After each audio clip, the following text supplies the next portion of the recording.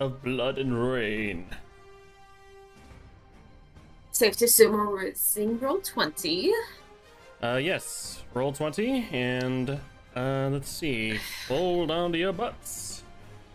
Tonight's session is definitely going to be a little bit more chaotic as far as what you guys are up against. But for right now, let you guys get situated, get comfy. Does anybody need anything before we begin? I have 2 glasses of water and a shit ton of snacks around me. I'm good. Okay, Sarah? We are good. I'm just eating a sandwich and all my drinks. Okay, Ko?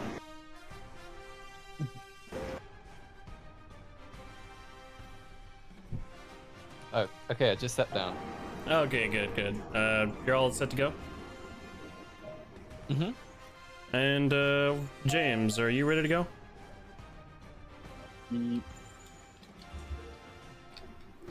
If he answered, I did not hear you. I said yeep. Okay. So, before we get started, let's recap as to what happened last time. You guys had managed to, make your way into this ruined village that was in the process of becoming a new hive for, the undead, the red undead menace that, has recently begun, surfacing, in the lands. And now, after exploring what could have been their entry point into the village, the bottom of the well that seems to have attached to a large cave system, Washington and Atslan, the two of you were forced out of the well by an amalgamation of severed limbs that had begun coming to life and crawling towards you, clawing their way to you. As if to drag you to some unknown location. You managed to launch yourselves out as the hands that had previously lined the sides of the bottom of the well had begun shaping into mouths and just started talking, summoning this towering Goliath of a being. It's hard to recognize what he was in life, as the rot has basically deformed his face, and he towers over all of you, looking down with a massive great axe, and he growls, looking from one person to another. This is good. Well, Man, where's Rua when we need him? where did Cinnamon go? Did he run away? Where did Cinnamon go? It appears that Cinnamon has in fact flown the coop, though it's not clear as to where he went. The fear must have gotten to his psyche, as now the figure is slowly making his way towards you all, and he opens his mouth to speak, and it's kind of hard to understand him because his lips have basically kind of rotted away. So it sounds like, "So, this is my prey tonight. Such succulent meat has befallen me."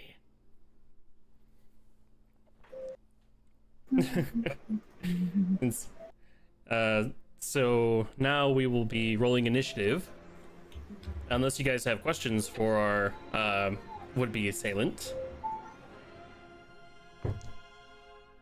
Not really. You get a notepad.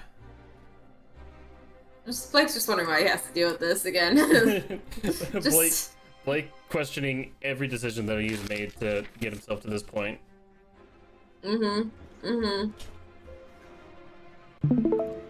Like, do we have to fight you, dude? Alright, here we go. Just You could try talking him down. Oh. you can try getting some information from him, but no guarantees that you're gonna get anything. We do have considering the you could Sage just of call Death with this us. meat. Oh, wait, what? What was that? We had the Sage of Death with us, as there's death surrounding us. Good point. It's such a bad juju moment. I was about to say, Zelma is not doing well right now. Wait, remind me why is Zelmic not doing well? Because the voices of the dead are basically reaching out to her and attacking her psyche. Mm. And this I'm is gonna roll perception to see if I see this. this is the I'm like worst of all. resistant, but I'm not fully resistant. Okay, that's my perception. Has it gotten worse, Revik, or better? Let me get back to you on that. So I still need initiative from Sarah and Co. Oops. Ooh, shocker. I rolled 22 perception to see like how Zelmic's doing. 22 perception for Zelmic. Or Zelmic, yeah. You can tell she is not doing very well. She is struggling with something, but you can't identify what it could possibly be.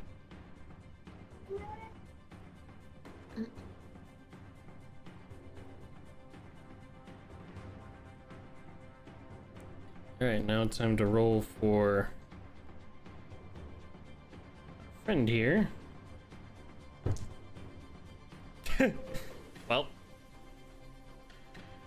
safe to say he going last. Oh, I'm guessing he rolled in that one. Yes.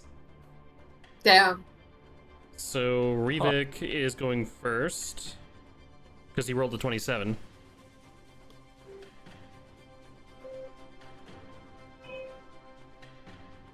That's insane. What, the Revik got a 27 and our enemy got a nat 1? Yeah. Just the opposite sides of the spectrum.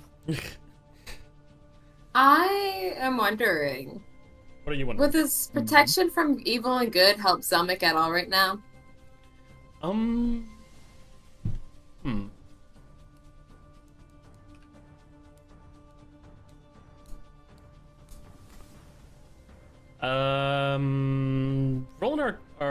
Roll an Arcana check for me, Blake, and see how well you do. Okay, there's my Arcana. It's about 16. 16. Zelmic, what's your AC? 17. 17. Unfortunately, the protection from good and evil is ineffective as I didn't cast a spell, it's just asking if it would help her. Technically speaking. I wouldn't do anything for her, unfortunately. As unfortunately, this is an ailment of her own making. Okay. I'm like, I'm saving my spell slots if possible. It's just, but if that spell actually helped, I was gonna use it. Well, I was going to say that after scanning her with your Arcana magic, your druidic magic, you find that casting anything to aid her would be ineffective at best. Okay. Okay. My apologies. Would anybody like to do anything else before we begin?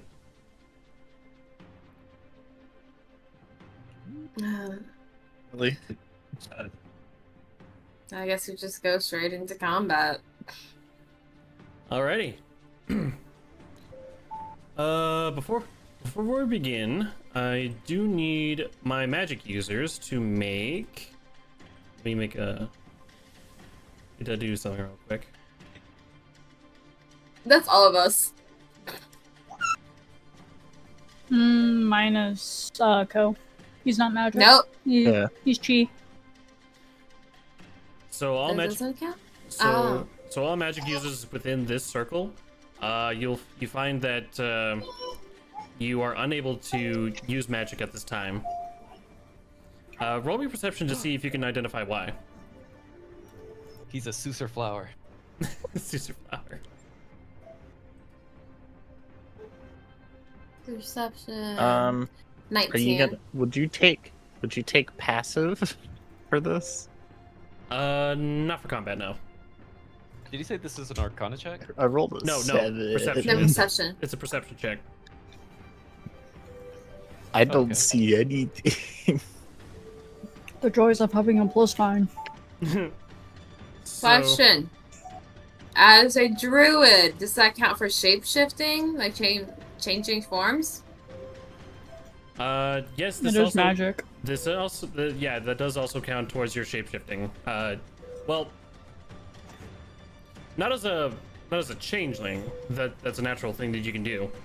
But as for the druidic transformations, you are your wild shape does not work. But Blake, Zelmic, and Aslan, the three of you identify that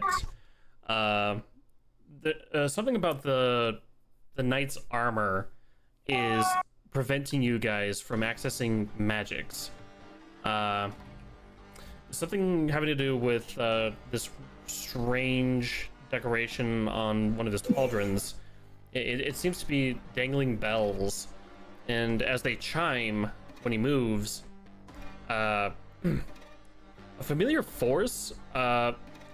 Blake, you recognize this force as something divine.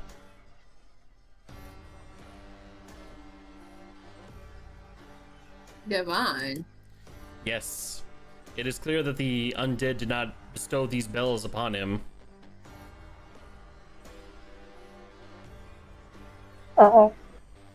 So this is something that he had on him before his transformation.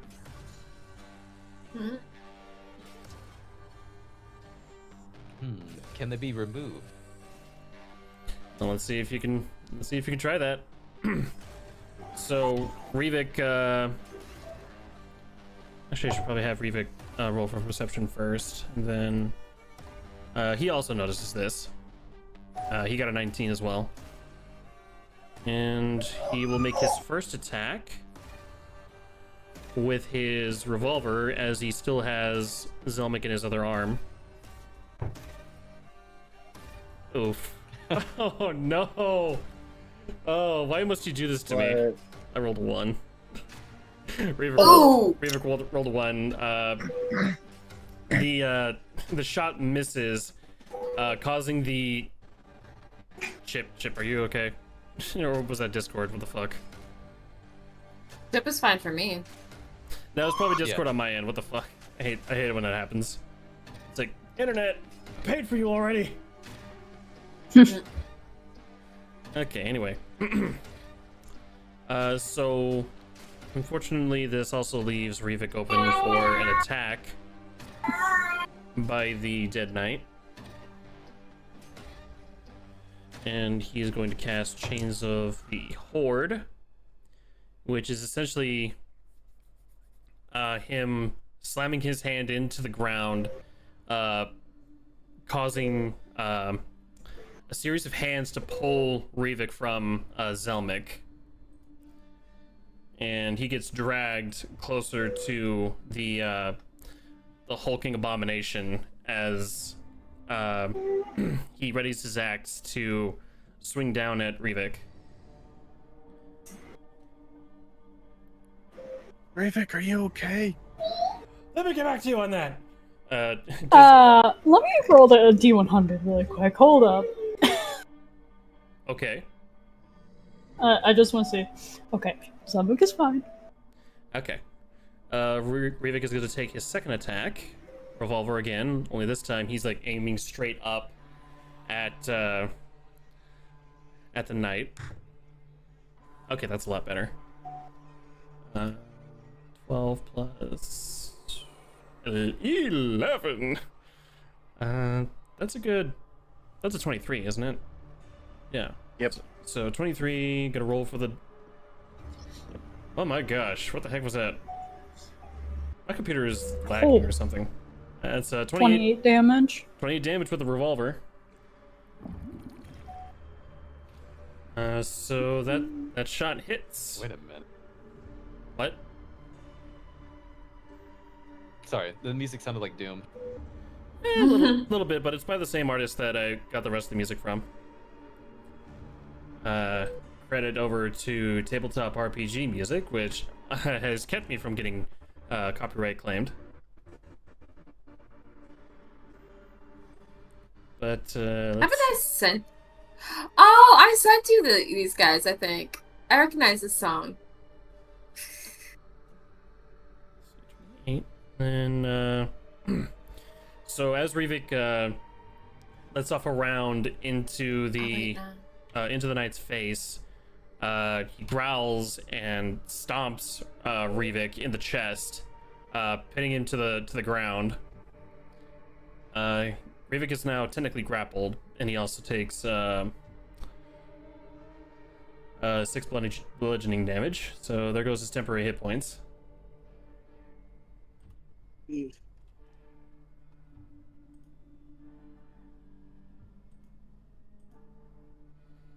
And that'll be his turn.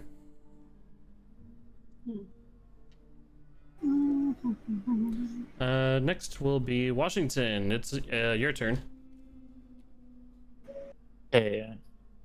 Is the Master Sword affected by the anti-magic field? It is. It has effectively stopped glowing. That's not good.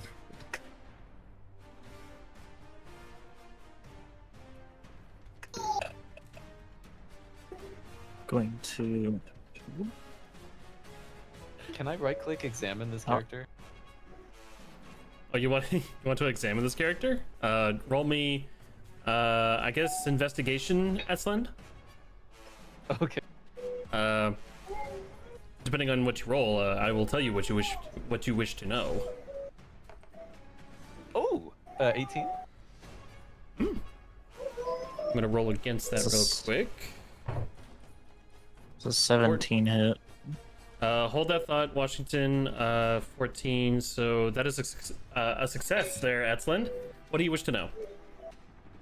What is his constitution? His constitution? Stats. Uh-huh. He's got a +5 in it, so he's definitely built like a tank, but it is effectively that he's slow. So his dexterity I think would be the dump stat, but no intelligence to speak of. Of course, what would a corpse need with intelligence? Sorry for interrupting, Jane. By the way, James, that Fine. first attack is a miss. Dang it. At 20. That is a hit. Be sure to do what you need for the bonus damage. Although remember that there is no radiant damage this time. It'll all be just base damage. Yep.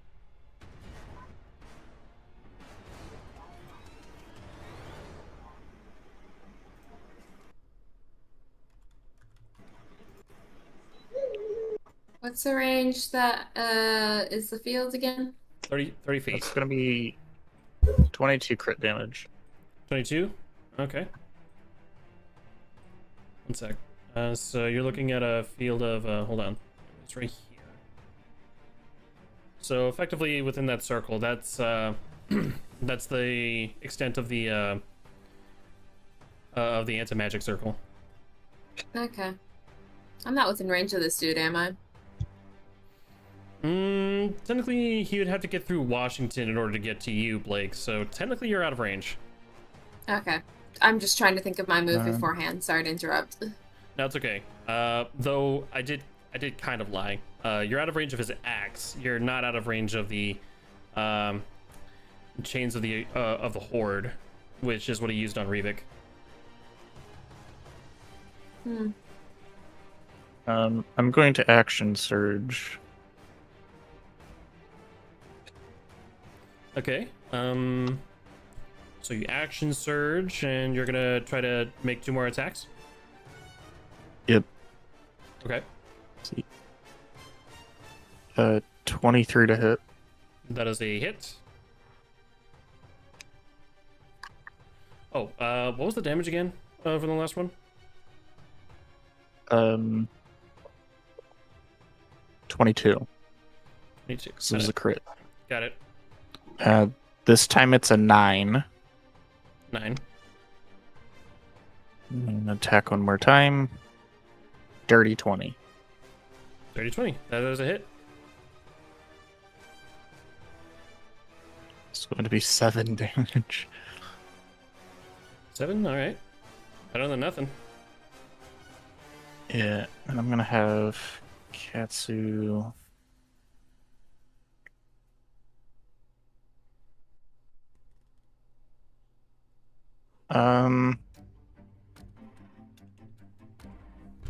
Katsu's gonna use Feline Stare Down, so DC 13 Wisdom. There's nothing magical about that move, is there? Nope. DC 13 Wisdom saving throw, you said? Yep. Okay.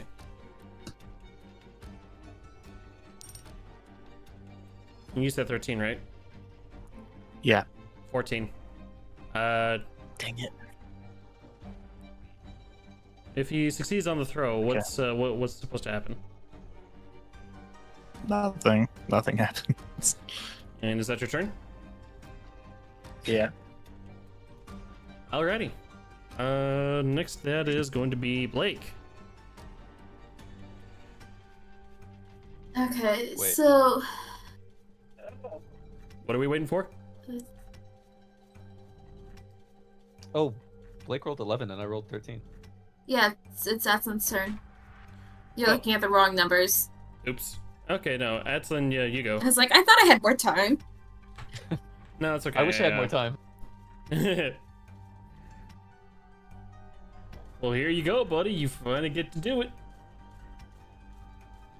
Okay, so I still have Elemental Attunement from the last session because I used it to get Washington out of the well. Right. And I used something else to get all my focus points back right before the battle. So now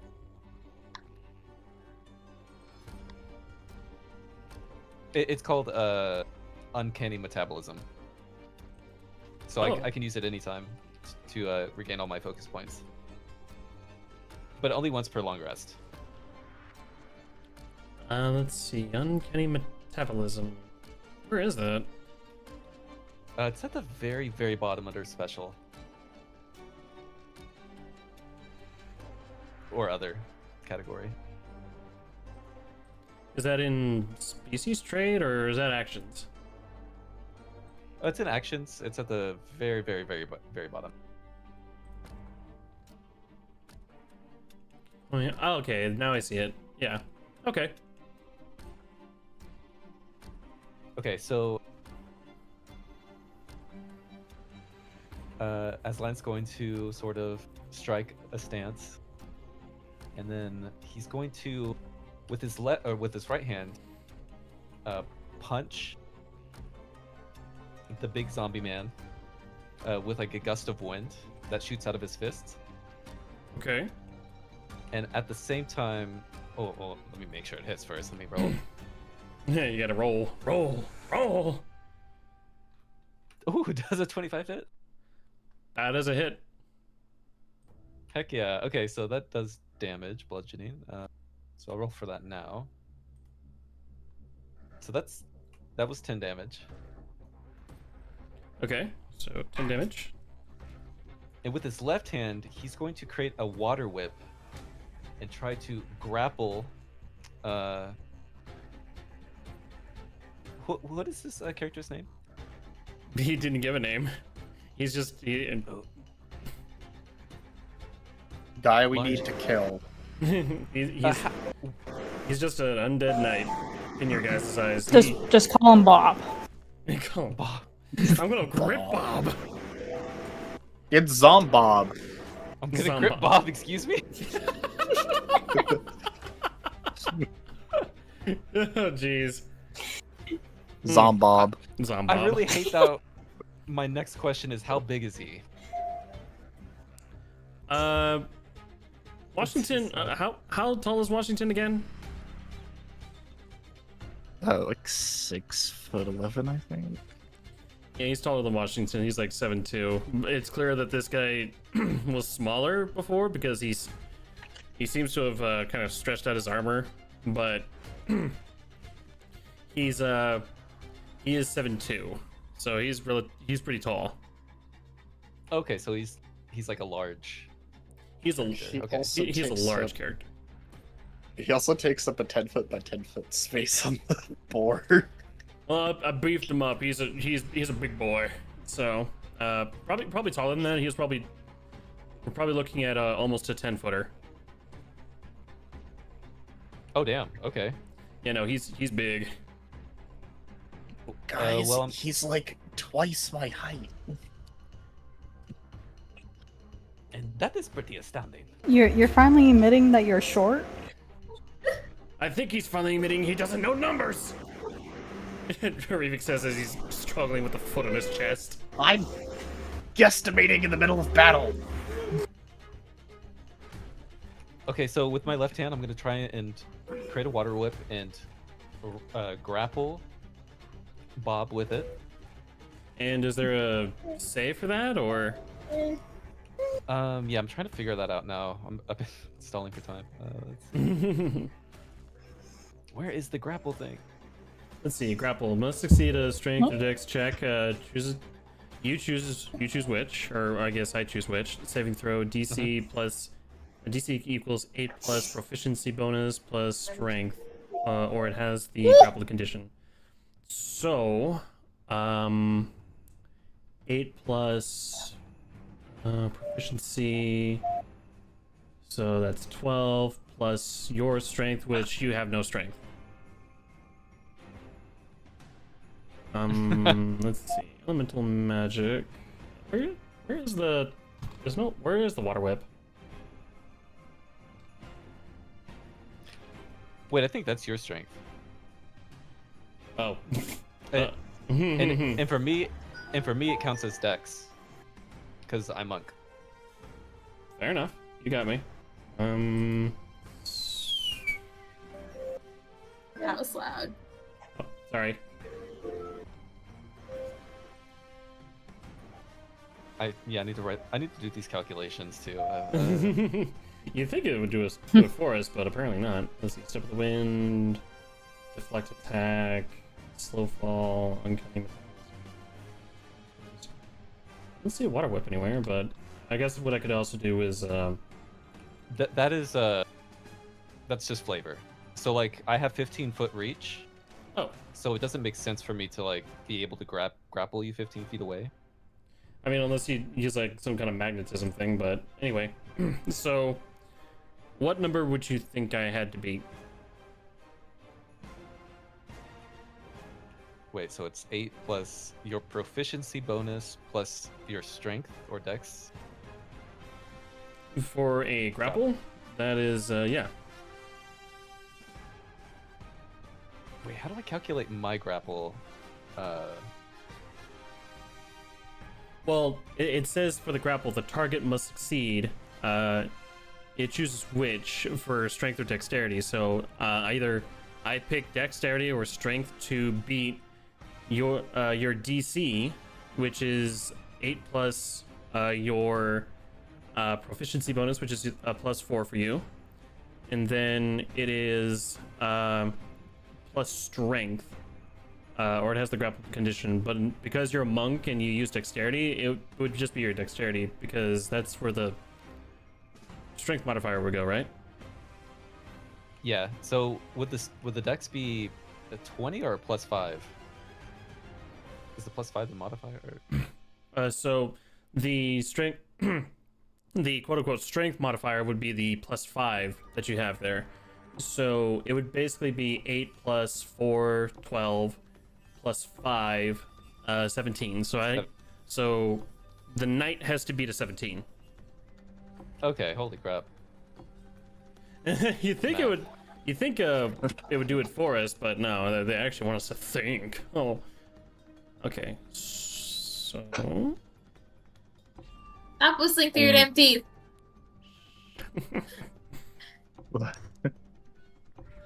that is a fail. They gave us math rocks to play with, so So we got to figure out the that math. counts for something, right?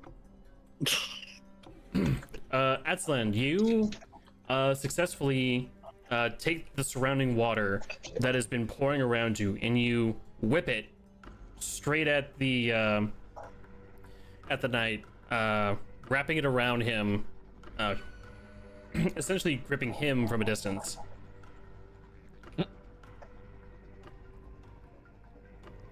Okay. I have firmly grasped it. I'm still trying to figure out what I can do next. After somebody takes a grapple action, what can they do next? Really? Can they Ugh. can they shove him, or can they throw him? I think I can move you. Oh. Let's see, creature, another creature is in.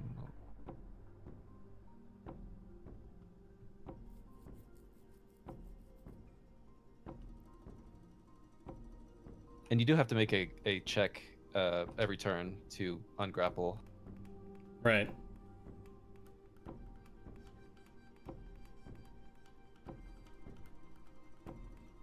And it would be the This isn't giving me a lot of information. Sorry, what? sorry, I'm just talking to myself. It's the 17 that I have to beat, so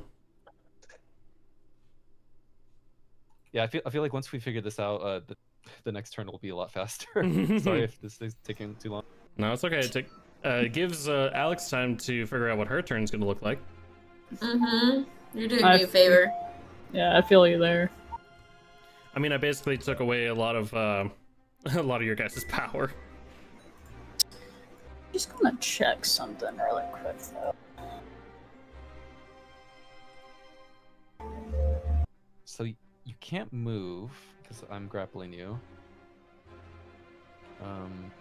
I can move the target, but my movement speed is halved.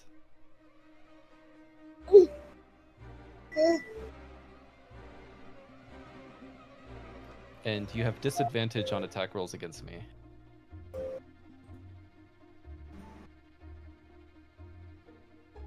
So I'm gonna just try and move you. Try to move Mob off of Rivik and pull him closer towards the burning tree. So I just move.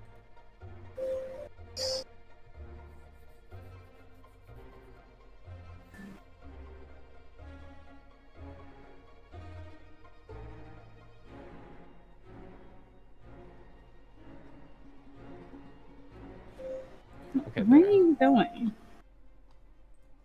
I'm just pulling him away from the group a little bit. So is he against the burning tree? That's where you want him? So I think I can move him like, like right here, Alrighty. just off of Rivik. I guess. Do you need to make a strength check for that? Or in this case, a dexterity check? That's what the grapple check is for. Fair enough. And I have a feat. Let's see. If you go to my feats, I have the grappler feat, which allows me to. Oh, shit! I can move him 60 feet. I don't know. I think it'd be more interesting to just do what I did. I don't want to take too much advantage of that. It seems kind of powerful. So where's the magic circle right now?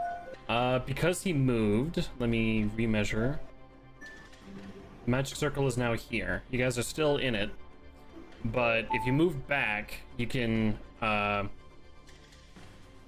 get out of the effect range.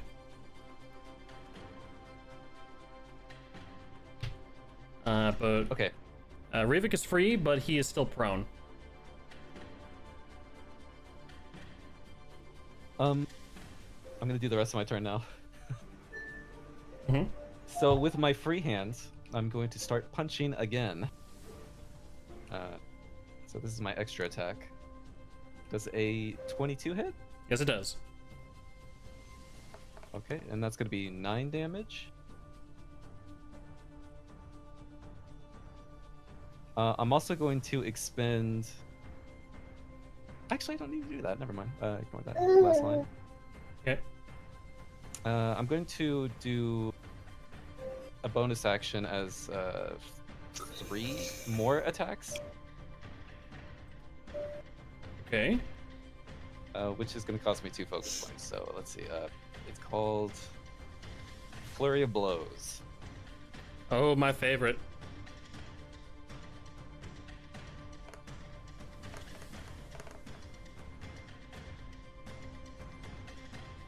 Okay. Ooh, these are not good rolls. A 15, a 14, and a 12 to hit. 15, 14, and 12 to hit. Yes. All those miss. So, Oh no. unfortunately, the rain has obscured your vision, though it is your ally in keeping him in place. Each blow that you tried to land on him ends up going past him, even though he's standing very still. Damn. Little kitty likes to play with water.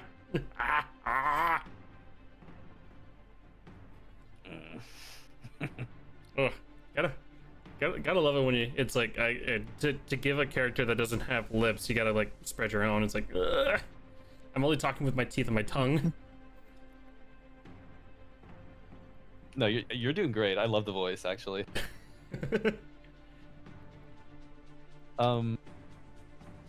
Yeah, I think that's the end of my turn. Alrighty. I could move him a little bit to the right again, actually. I'll just do that. Well, I'll just move him to 5 more feet. Okay. And now the Okay. affected area is here. Zelmic, you are out of the affected range. Oh, when she gets back, I'll let her know. Blake, it's your turn. Make it linger, and then you can just leave it.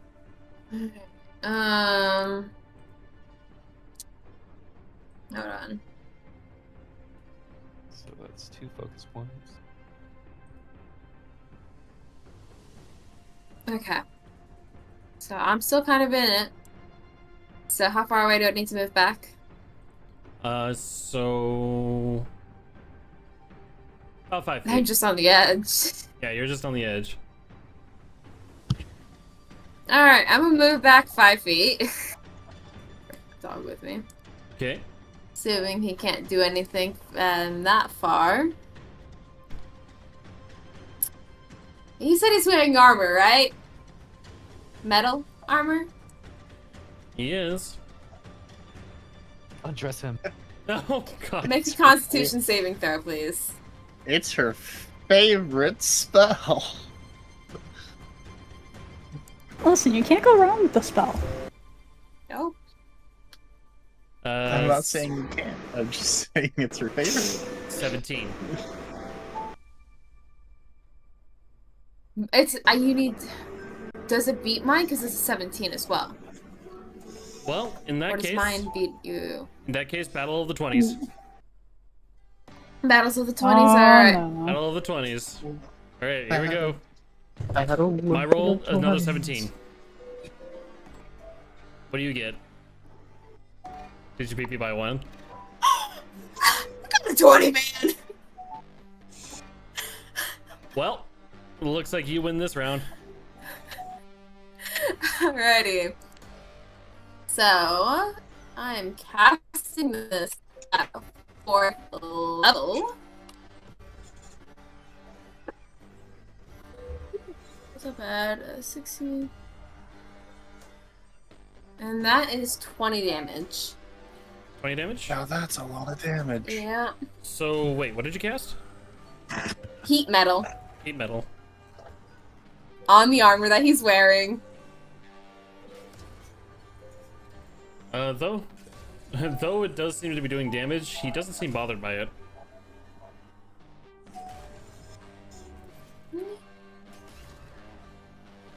Alright, and...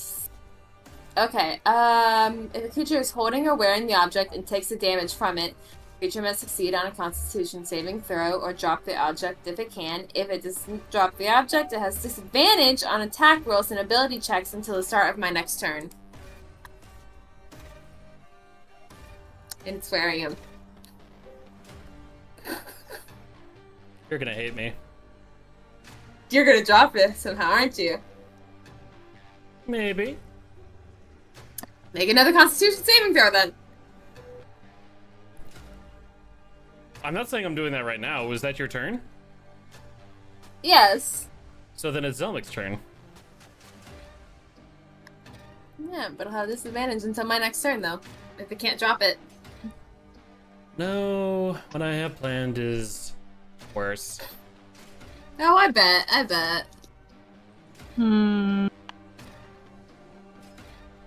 Okay, let me roll a d100, see how I'm doing. Okay, that's better. Is Revik looking?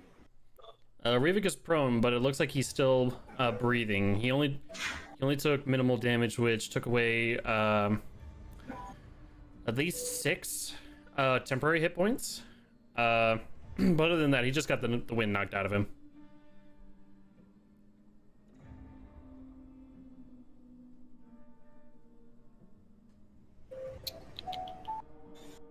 Let's see here.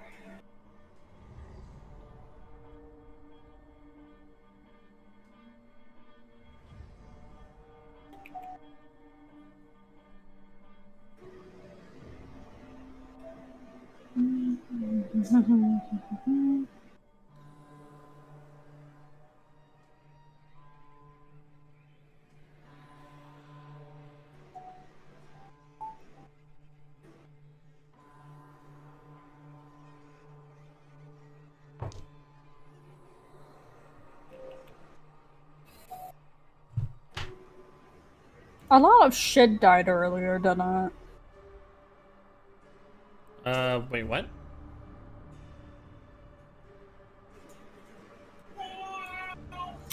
I said a lot of stuff died earlier, didn't it? Indeed, it was turned to ash by the lightning storm that was caused earlier.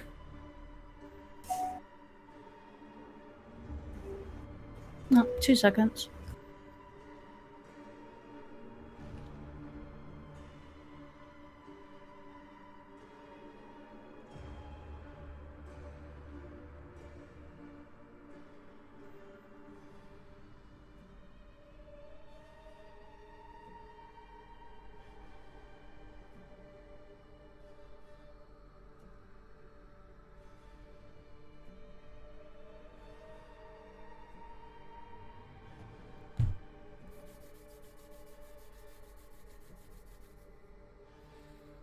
Ooh, it's gonna be fun. This is gonna be fun.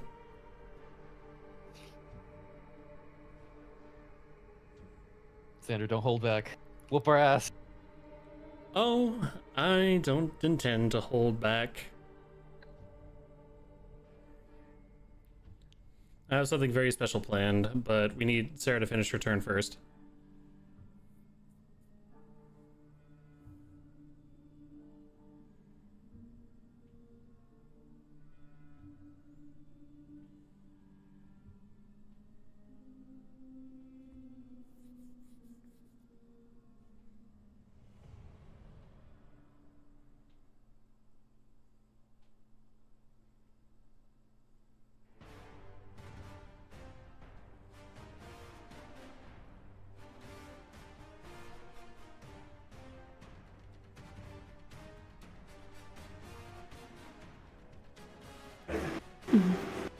Okay. Zelmik's gonna release all her companions out of the compass. Okay, let me just drag those out of the assets real quick. So, rain. Back my cursor. So, rain, who would take up at least 9 squares.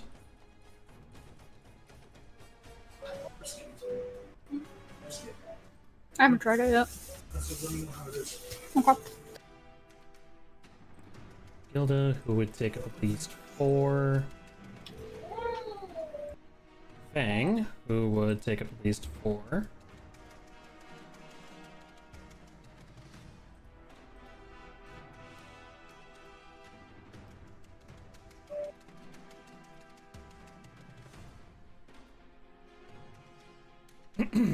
And then Mizu. Mizu, who is still pretty small. Mm-hmm. Okay. Wait. D&DB. Roll 20 is not cooperating with me right now. Here we go. I was about to say, that does not look like Mizu. I got it. Anyways. You have control over all 4 companions. So how does Zelmek proceed to delete the marks out of the compass?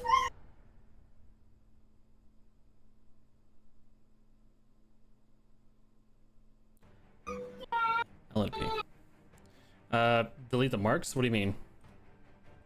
Like, to reset it to where her tames weren't there for the first place. Sorry to say, but you would need Ham for that.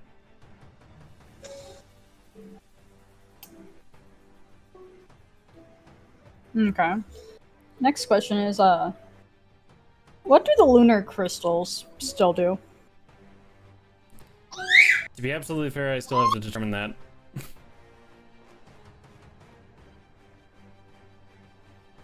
I've just been so busy with everything else.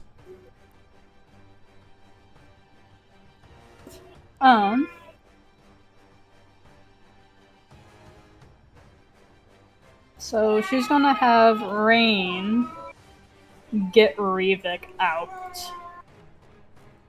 Okay. And she's just gonna move.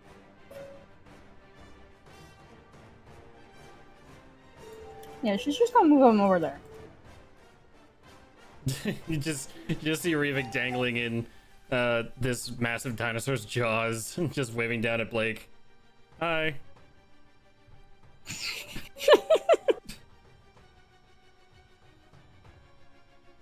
And Zelmek.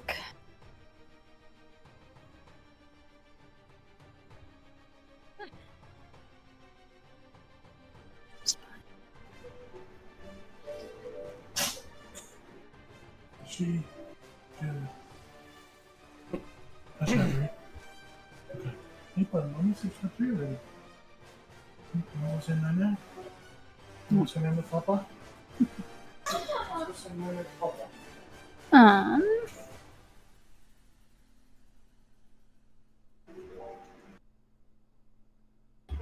You said that there's a artifact that's causing this on him.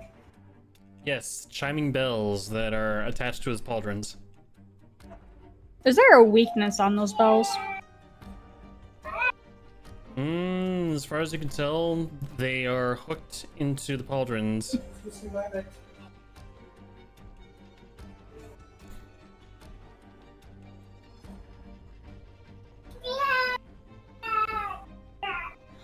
I want to try something. Can I roll investigation to see if there is a weak point? Sure.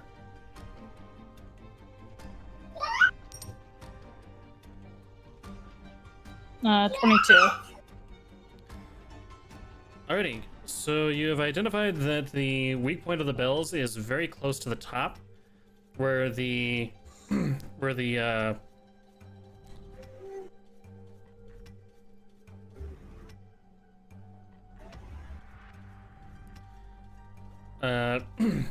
It's basically trying to describe this the best I can. It's plated armor, but it looks like it was specially forged out of some kind of black metal. And the bells were seemingly welded into the shoulder pauldrons by a small but strong-looking chain. There are 3 bells in total on each shoulder. Okay. Zolnik is going to try something. Mm-hmm. She's going to try to snipe one of the bells. Okay. Okay, so let's see here. Oh boy. This is gonna be interesting. I have to roll plus 10 to do a hit. Does a 24 hit? 24 does in fact hit. Okay.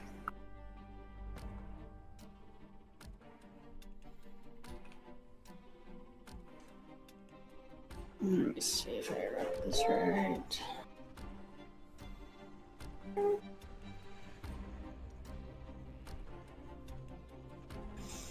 Let's see here. Where is it? Here we go. Primal Strike. Once on each of your turns, when you hit a creature with an attack roll using a weapon or a beast form attack in wild shapes, you can cause the target to take an extra 1d8 cold, fire, lightning, or thunder damage. Wait, what's that? Primal Strike. Primal Strike.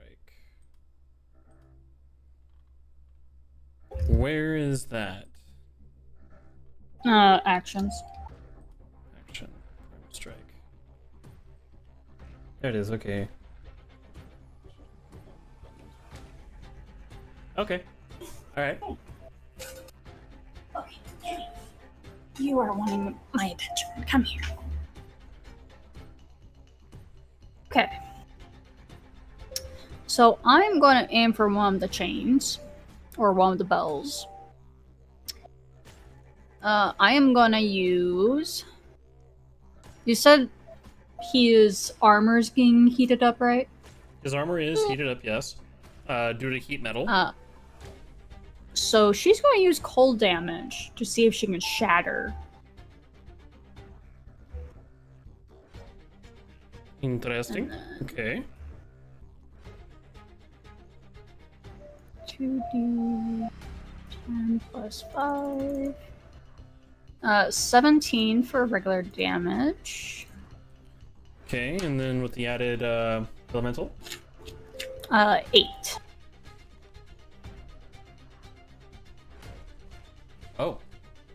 Okay.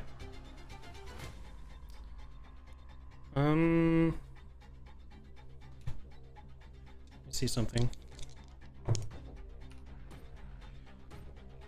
So due to the rain interacting with the heat metal, it doesn't it's not hot enough to cause the the reaction that you want. But it does Sad. But it does seem like the metal does react rather violently to the changes in temperature. So what's the total damage? Let's see here. 17. Yeah. 25? 2 seconds. Hmm. Calculator. 17 plus 8. Yeah, 25. Got it. No, I got it. Save a few for me. Okay. I'll put a pasta there. I'll make it back for you. Thank you. I just see that you noticed. Yeah. That's the end of Zolmik's turn. Alrighty, everybody. I need all of you to roll me a d6. Oh gosh. Oh. Oh no. Oh. I'm terrified. Oh no.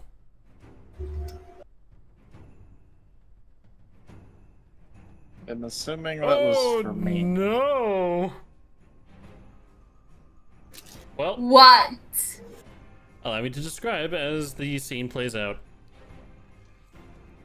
So, you watch as this water tethered being looks from one person to another. His rage is building up, but instead of roaring, he seems to start chuckling to himself, and just a nasty.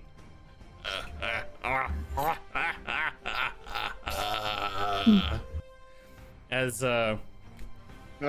you guys kind of, well, you're looking at him in disgust, of course, but also confusion as to why he's laughing when you clearly have him on the ropes. But you start to notice something begin to peek out of his of the collar line on his armor, and as it keeps going, it's a hand. Another hand is slipping through the armor, and it's slowly pushing it down as the metal is heated, and more hands begin to show up around the armor as it just pushes the armor down into the ground. You just see it go through the water, and the arms essentially go around the water and shove the armor through the ground.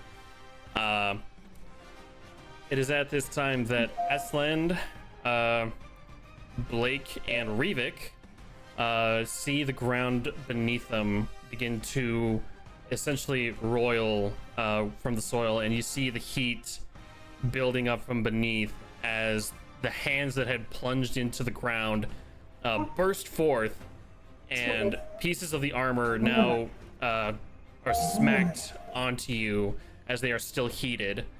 It is now at this time that the heat metal effect is now on Rivik, Blake, and Aslan instead of our undead knight. But he has effectively sacrificed his armor to get rid of the effect. So his AC has gone down. How much damage did we take? That depends. What was the? That depends on the Constitution roll. So I'm gonna have our knight roll a strength check to try to escape Edsland's grip. It's okay, bud.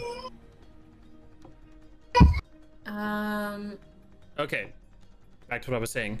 I'm gonna have the knight roll to try to escape Edsland's grip real quick.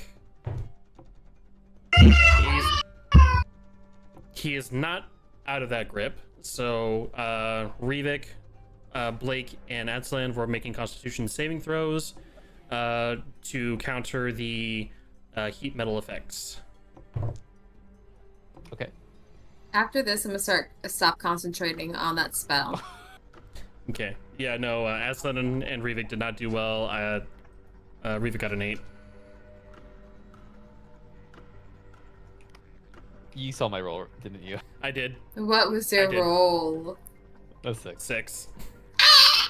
So, what's the damage that heat metal causes? I cast it at 4th level, and it's shit. I mean, the damage beforehand was 20. So you would take half the damage, Blake? No, but it's like 5d8. I take half damage. I take 10 damage. So yeah, you take 10 damage, and Aslan and Rivik take 20. I'm gonna deflect attack. Yeah, after it hits me, I'm gonna stop concentrating on that spell. I'm also gonna expend. Wait, can I do this without? I'm gonna expend 1 focus point to deflect the attack back at the zombie man. Okay.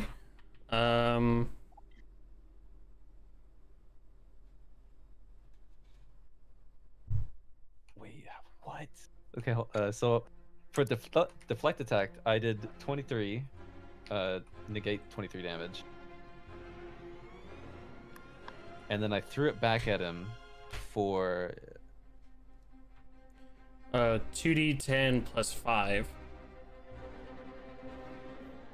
So it looks like the DC would be a 17 for a dexterity you, check. Yeah.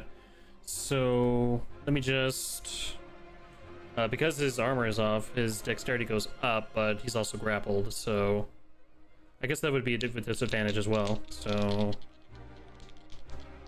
I don't think it needs to be disadvantage for the DC check.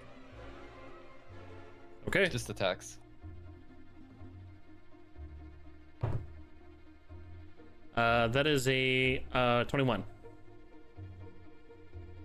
Okay, so yeah, you save that, so you take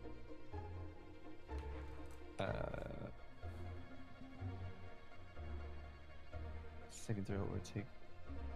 Okay, so you do not take damage from it. Okay. And now our Dead Knight will begin his next attack with disadvantage. He's going to swing at you, Aslan. Wait, can he reach me? he's got a reach of 15 feet with his lifesteal axe. He's big. He's big. Doesn't he also have movement though? I mean, yeah, but can he move when he's grappled? No, he can't. So yeah, it's just a disadvantage with the attack roll. So, wow, I rolled 2 12s. That's kind of funny.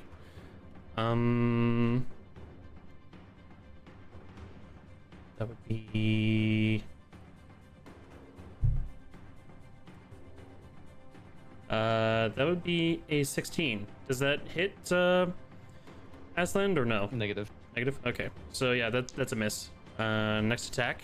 Disadvantage. Also doesn't hit. Final attack. Definitely does not hit. So that's going to be his turn. And we go back up to Rivik, who is going to use an action to hop out of Rain's mouth and exit the prone stage. And as he hops down, he switches to his rifle. And with his last action, he is going to... let's see. He's going to fire with the rifle.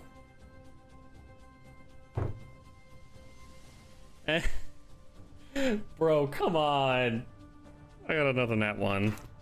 Damn it. Okay. So when Rivik tries to shoot, he ends up hitting a branch from up top, and it swings down towards you, Atzland. If you want to make a dexterity saving throw real quick for me, to try to dodge the attack. Okay, 21. That is a successful save. You dodge the branch just in time, so it doesn't smack you in the face. Oh goodness. Sorry. He wants me dead. Sorry. All right. Is Rivik out of the bubble? I need to check.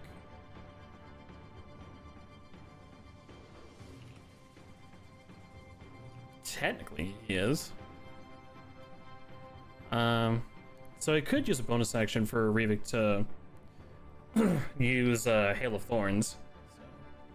Why don't I do that? Let's see. Cast Hail of Thorns. I'm gonna do that at a 4th level. And dexterity saving throw for the knight. Nope, he doesn't dodge that out of this one. My damage is 10, but it's better than nothing. And that's Revik's turn. Going over to Washington.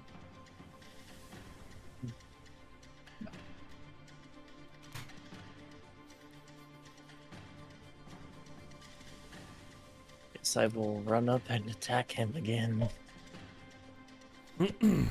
Okay. Is the anti-magic still in effect? Technically, yes. Only it is the armor is attached to Rivik, Blake, and Aslan now. Okay.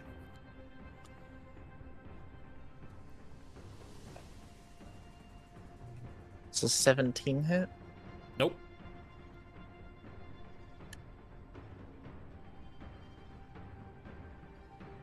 $19? Yes.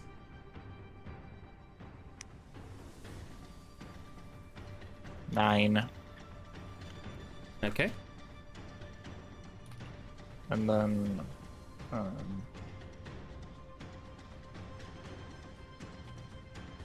just roll another DC 13 wisdom saving throw. We can't see it. 15. Dang it. Alright, well, I just had my turn. Alrighty. Aslan, your turn.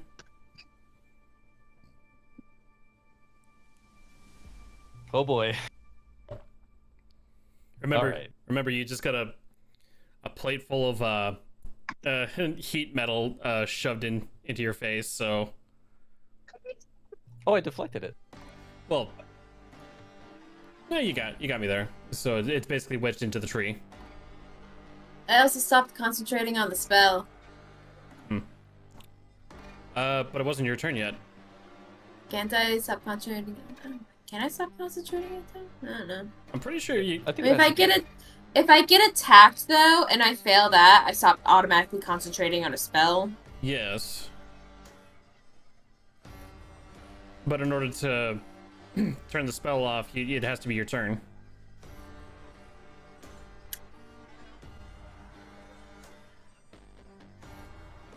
Dungeons and Dragons, you can end concentration on a spell at any time. It requires no action. You can even do it on someone else's turn. Okay, so the heat metal is off then. And the armor is in pieces here. Rivik still has a chunk attached to him here. So now it's basically like that. And then, Question. let's see. Technically, there would be two pieces with Ren and, or Blake and Rivik, so Question. I may have an answer. Does the spell cause the armor to radiate heat magically, or does it magically heat the armor? In which case it would still be hot. I don't know. What does the spell say? So what exactly was the question? Is it causing the armor to radiate heat magically, or is it magically heating the armor? You cause the object to glow red hot. Any creature in physical contact with the object takes 2. Blah, blah, until the spell ends. Blah, blah, doesn't really say anything. It just says I cause an object to glow red hot. Sounds like it's magically heating it then. So yeah, which is no longer happening. So, thank you. Those both hit. So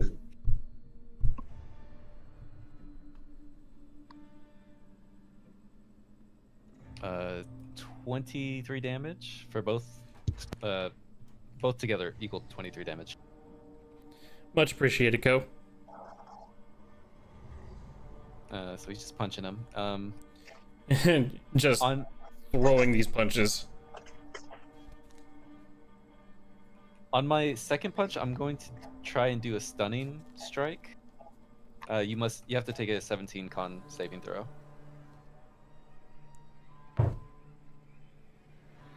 19. Oh yeah, you succeed. Your speed is halved, but you're already grappled, so. So it doesn't really matter. Yeah. Okay, that will be the end of my turn. Alrighty, then Blake, your turn. Okay. Wait a second. What is it?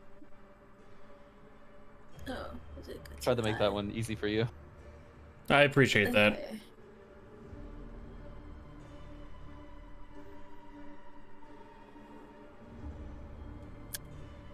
A lot of the spells I want to do is area of effect spells.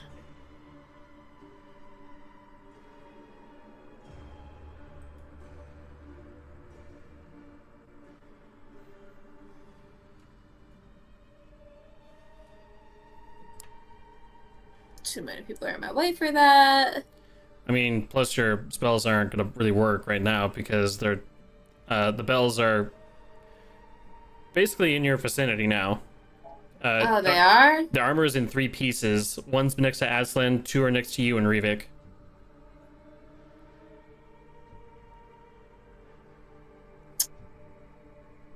Alrighty. I'll mark that real quick while Where? you come up with a new plan. Taco Bell. Taco Bell. So those are in our vicinity. So I'm gonna mark them with a coffin. So you got one there, technically one here, and then one here. So those are gonna be our quote unquote armor plates.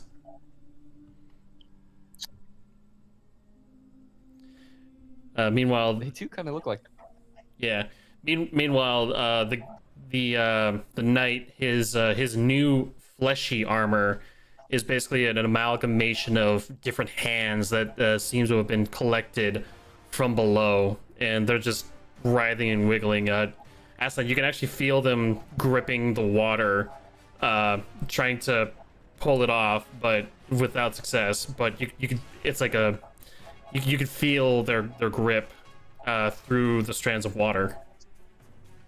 If I roll perception, will that count as an action? No. I'm gonna look at these spells. I'm gonna roll perception for that. Okay. And And I already rolled it, and that's it's a 15 plus 9. That's a 24. these bells are of divine make. They radiate an anti-magic sound that covers a decent distance. From a certain range, you can hear them, but they wouldn't be effective. But because you're right next to them, they are basically canceling your magics as they ring. Is there any way to destroy them and the power that they possess? That's what I'm gonna be mainly looking for.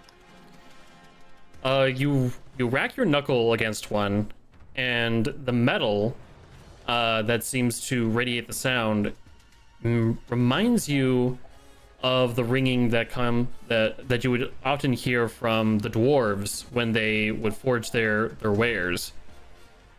Perhaps they have the answer to shatter these.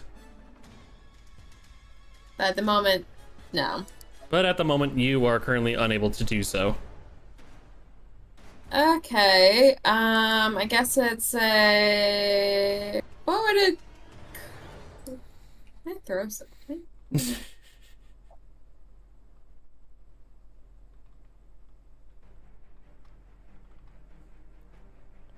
I mean, you can make another perception check and see if you can make an improvised weapon.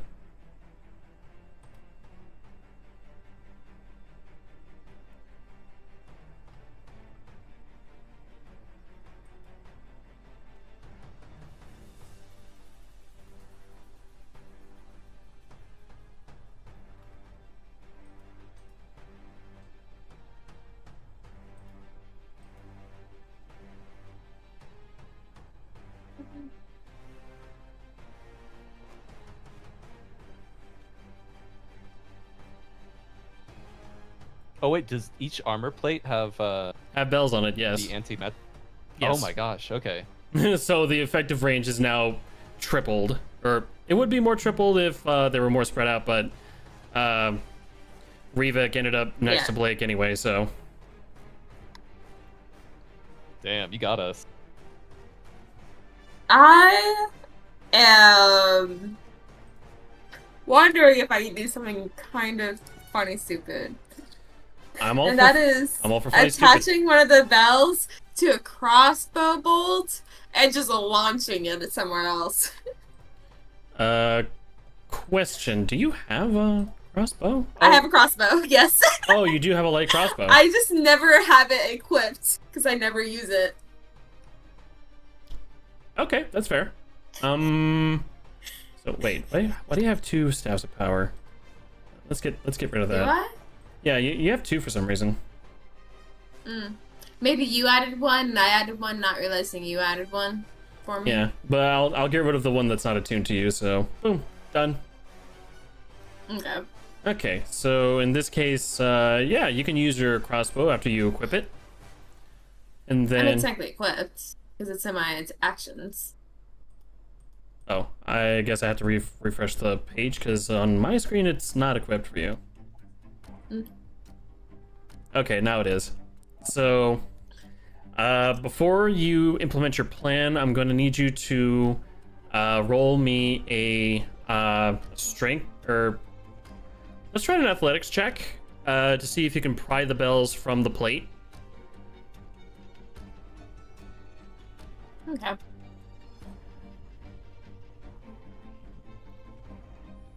Would 15 work? Let me see. Battle of the 20s. Ah, you also rolled. Yep. I got a 17. 18. Not 5. You were unable to pry the bell loose from the plate. Well, can I shoot it with a plate?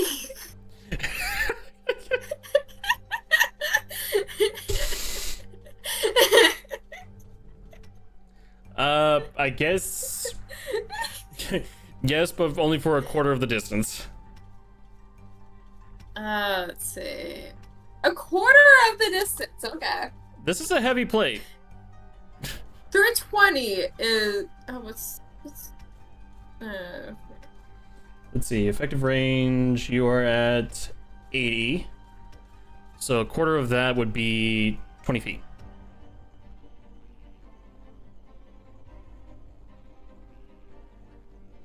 What's the 320 feet?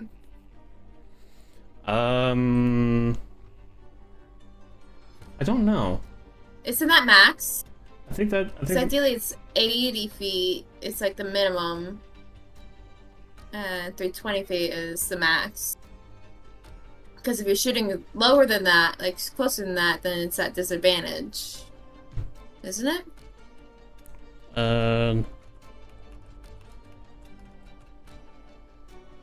Let's see.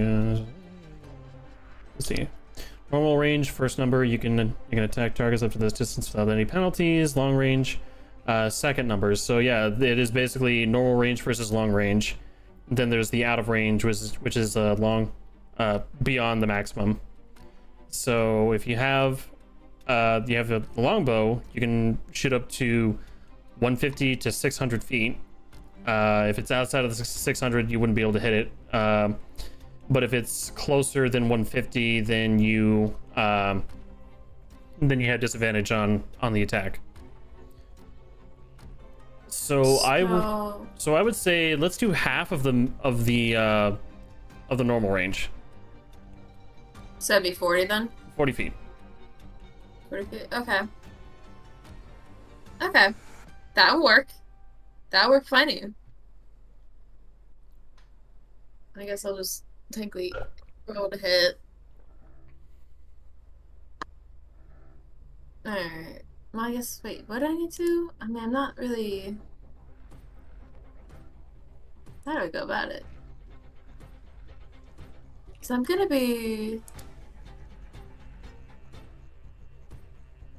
Let's see. Well, technically, just pick it up and go.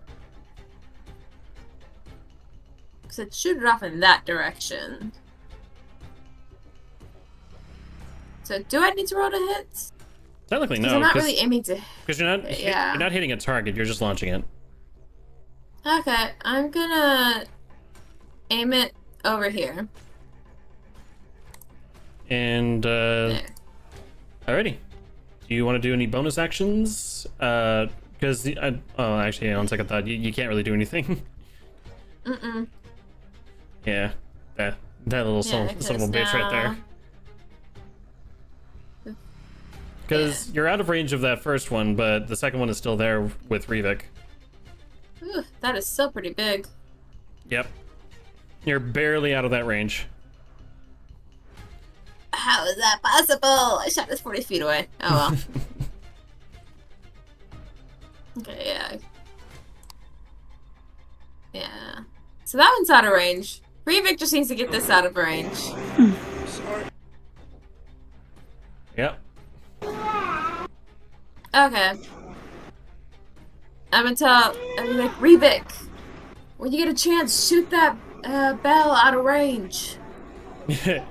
Rivik first looks to you, Blake, and then he looks up to Rain. And he nods. Range is like waving.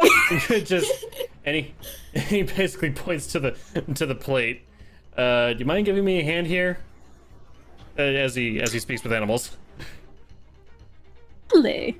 As a matter of fact, it is your turn, Zelmic. The rain is definitely going to chuck this. Where does Rivik want it to be chucked? As far Watch it. It's probably right next to me if that's getting chucked away from I us. saw that bitch coming at us. what would Right be now he's kind of in yeah. a safe zone. It's gotta, always on set. what would be the throw range for a Spinosaurus? That's a good question. You never gave me this. You never even gave me any details of rain. Fair, that's on me. I need to find the Spinosaurus sheet. Let's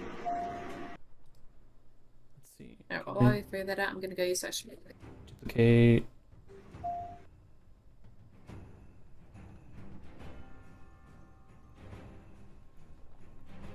Why does my computer slow down now? Why? Okay, I'm gonna close that because I don't need it anymore.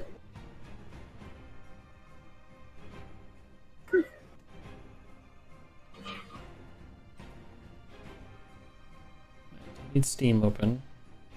Shiny? I heard that. Shiny? Shiny. Alright. Okay. Come on. Would it be better if I just did this? Allegedly so. Okay, so then I just go to my bookmarks. Come on, come on. How is it you can get to Google just fine, but you can't get to this page that I bookmarked?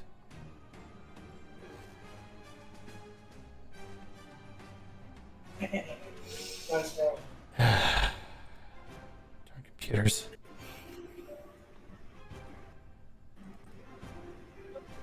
Nice.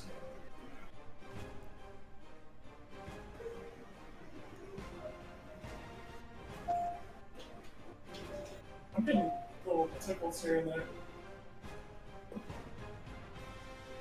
The bloodhound close. He's almost there.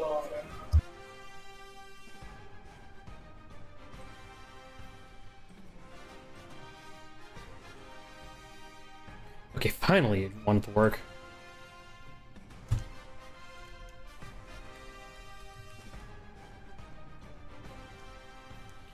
Okay, so put that in.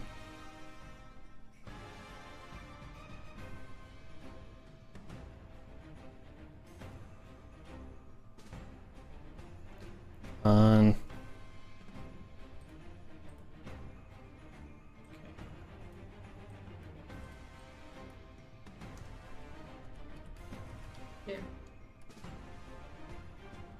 Mike's also gonna shout out to Asa and like, Edson, just throw that bell away when you get a chance.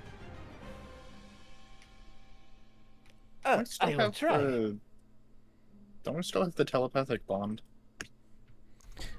We didn't think about it. Probably. But you know, talking combat. Why not? Combat. You're dealing with an enemy that none of you have really dealt with before, so. I mean, this is your guys' first time actually fighting the blood zombies. Sorry, but what did you say, Eslin? I didn't hear you. I will give it a try. Heals back, basically. I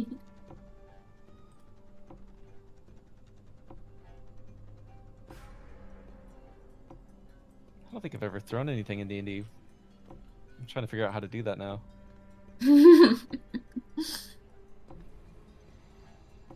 Get creative. I used a crossbow bolt. The problem is he is holding the big zombie man with his left arm. So he has his right hand. But I don't see the option to throw anything.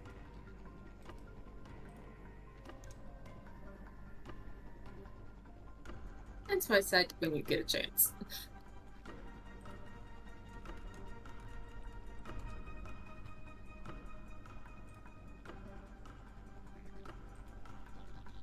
Under actions in combat, I have improvise. I don't know if that's the same as throwing. That would make no. I don't see anything.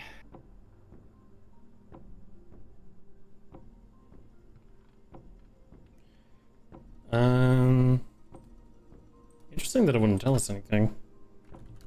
Yeah, the page is taking a minute to load.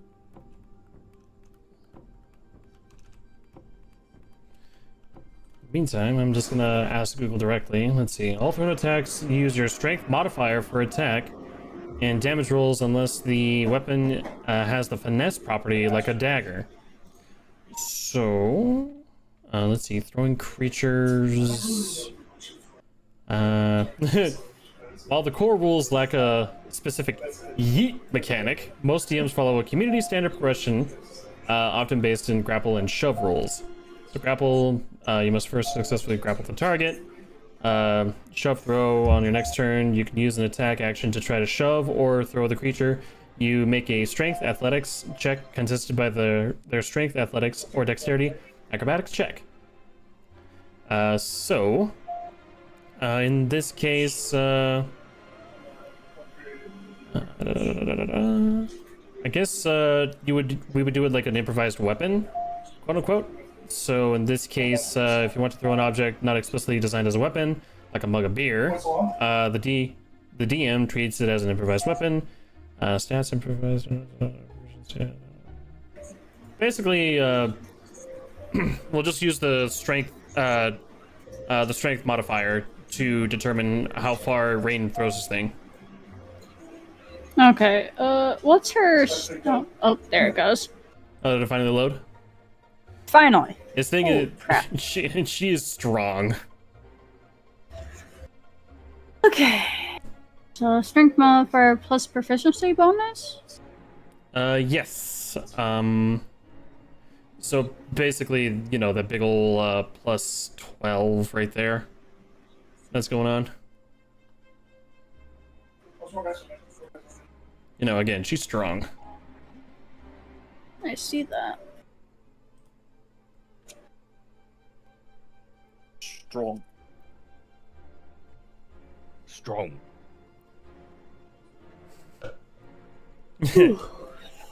Imagine if you guys had picked the flint rock. That would have been funny. What was the flint rock? So, to better answer that question, we all know what flint rocks are good for, right? Fire. Starting fire. Starting fires, making spears, and arrow tips. Oh, no. I also gave another clue when I used that one GIF. What a wonderful day! Okay.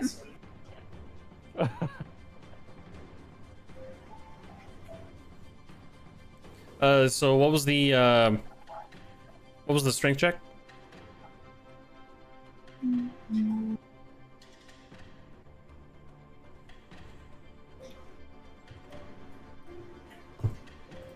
Uh, 20 for the strength check.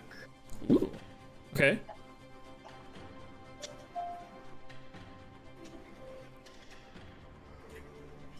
So let's see her. Where does Revik want to chuck this? I'm going to say chuck it. Where is my measuring? Need my measuring. Oh, in the well? That would be a bad idea. Let's see. So let's chuck it over here. We'll just chuck it. We'll just chuck it at the building. So Range is like reaches down and bites it before swinging her entire body in that direction. And as she chucks this piece of metal, you hear the bells just chime away as the plate smacks into the remains of the building that was leveled by Blake's earlier lightning strike fire. You just hear a big tung as the metal strikes stone. Now the only source of the anti-magic bells is over by Atzland. It's a question. I may have an answer. Is that in fire? Technically it's stuck in the tree, and the tree is technically on fire. How heated is the metal? Not terribly hot, but hot enough for you to feel it. You would be taking at least 5 burn damage. And it's still raining, correct? As a matter of fact, yes. Zolnik is going to shoot at it.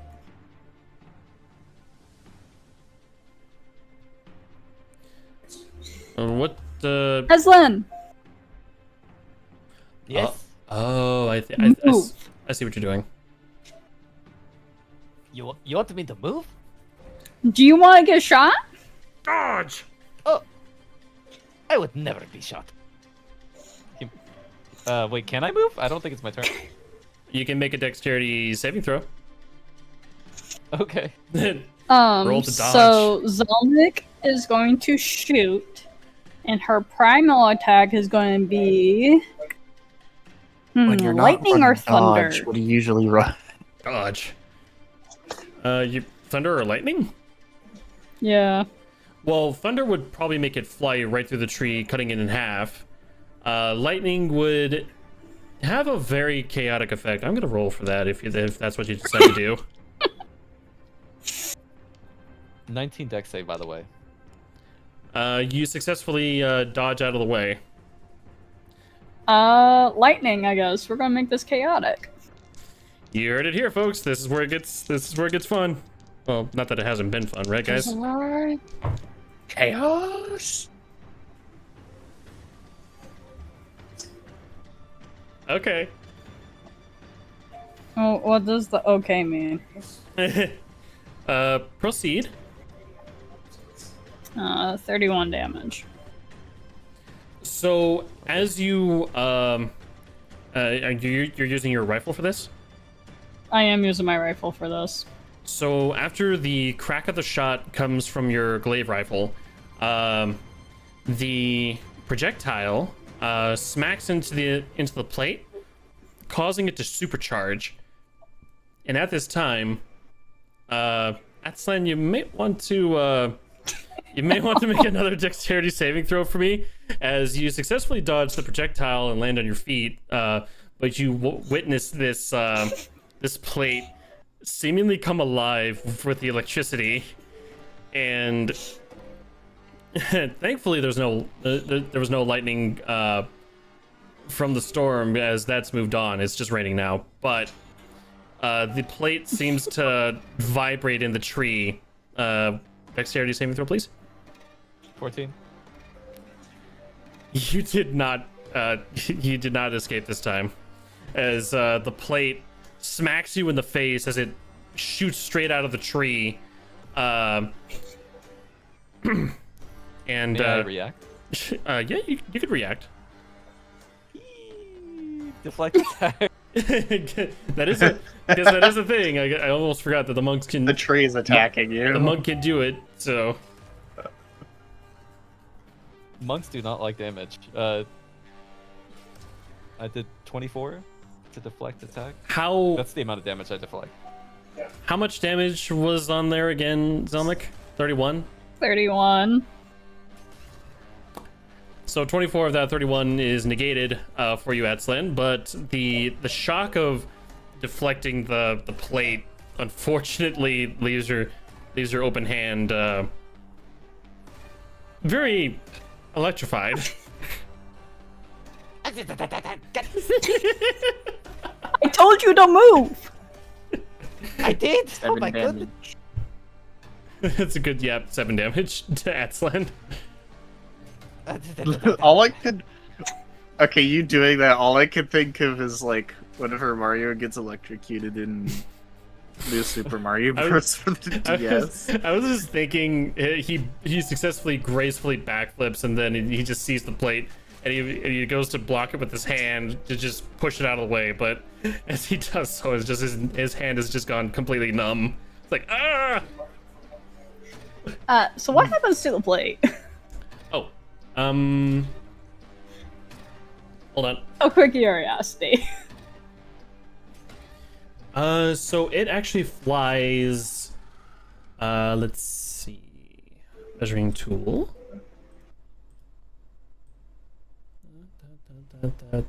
Right there. It flies away and sinks into the ground, partially off to the side over here. Let's see. Let's check that effective range. The no ring? Let's see.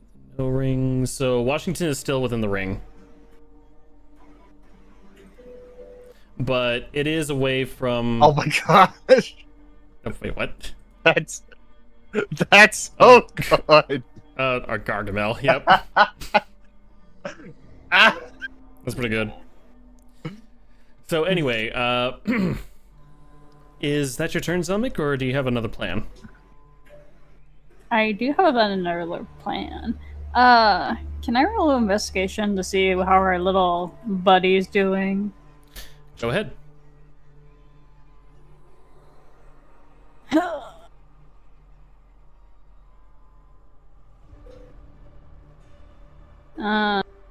Dirty 20. So you can tell that you've done significant damage. He is building in frustration, but he's still got a lot of fight left in him.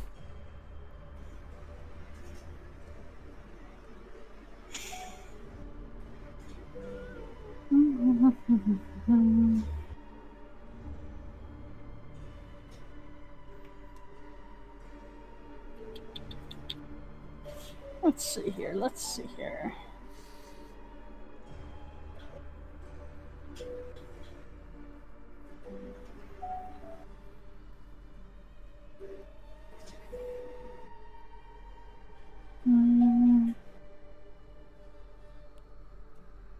Bro, they just kept coming. So I just kept pulling through your hair. You said this is still in the way? The only one that's affected right now is Washington.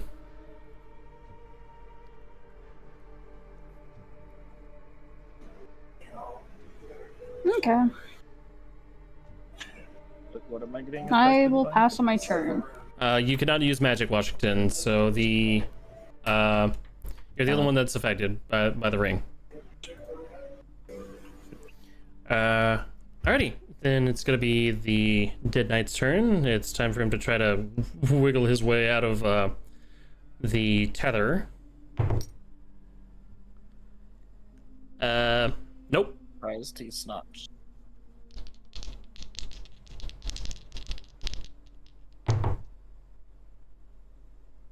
Disadvantage. Washington does a. No, that's an easy answer. The answer is a no.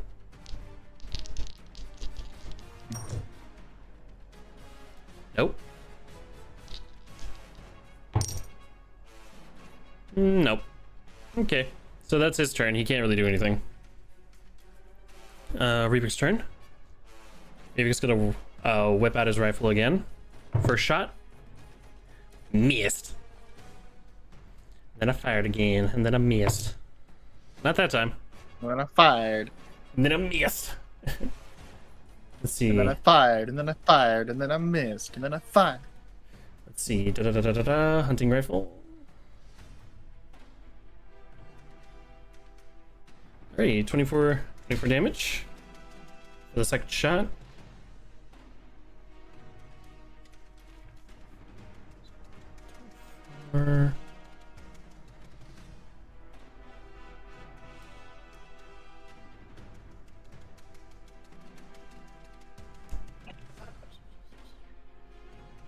Got it. All right. And then for his bonus action, we're gonna go with Hunter's Mark.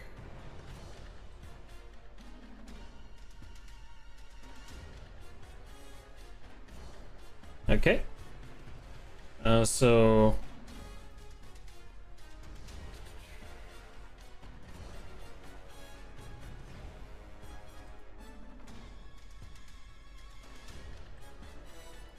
alrighty, now that I've cast Hunter's Mark on him,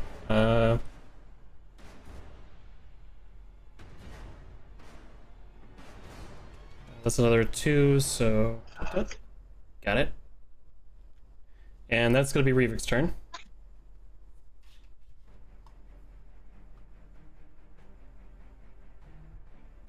Alrighty. Next up is going to be you, Washington.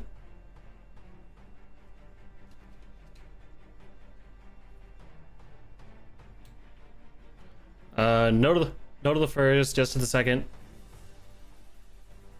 So that's 9 damage. just 9 damage, and then that is a 14 for the wisdom saving throw. Gosh darn it. I'm never gonna get this, am I? Not with the way I'm rolling right now. Okay. That's my turn. Alrighty. Edsland? Oh boy, here I go punching again. Oh boy, here I go decking people again. Unless I want to do something different. I'm gonna try something that's kind of silly. Sure. Alright, is he still grappled? Yes, he is. Oh wow, he still hasn't made the save? Okay, Still hasn't made that save. I'm gonna change the flavor up of the grapple, so instead of it being a water whip, Aslan's gonna freeze the water whip into a bunch of, like a chain link. Oh. Have it be wrapped around him. Okay. And then he's going to, with his right hand, punch him. So, let's see. Oh, that's not gonna hit. 12. Yeah, that's a miss. Alright, second attack. Oh, 20? Is that, 30-20? That's a hit. Okay. So that one hits for 13 damage. I'm going to fly upwards. So he's going to like start jumping upwards into the air. And he's going to pull the zombie up with him. Okay. And he's going to go as high as he can without sprinting. So he's going to go 60 feet up in the air. He's going to then punch him again with his bonus action. Okay. 28. Yeah, no way, he's dodging that one. Okay, so that is 15 damage for the bonus action hit. Okay.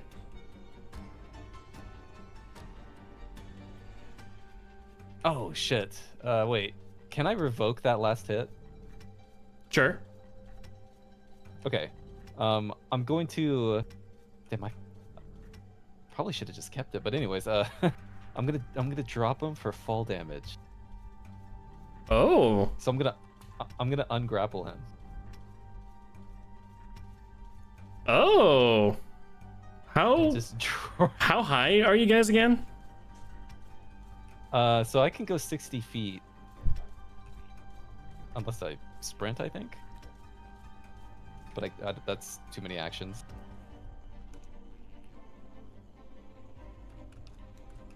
And I don't know how you're gonna calculate that. So according to this, that is oh god, this is gonna be devastating. So tell me one more time, how high are you? I can go 60 feet. Are you at 60 Because it's feet? my movement speed. Yes. Hold that phone real quick, and you're saying you're gonna drop him. Yeah. Give me 1 second. Actually, technically I could do it on your character sheet, so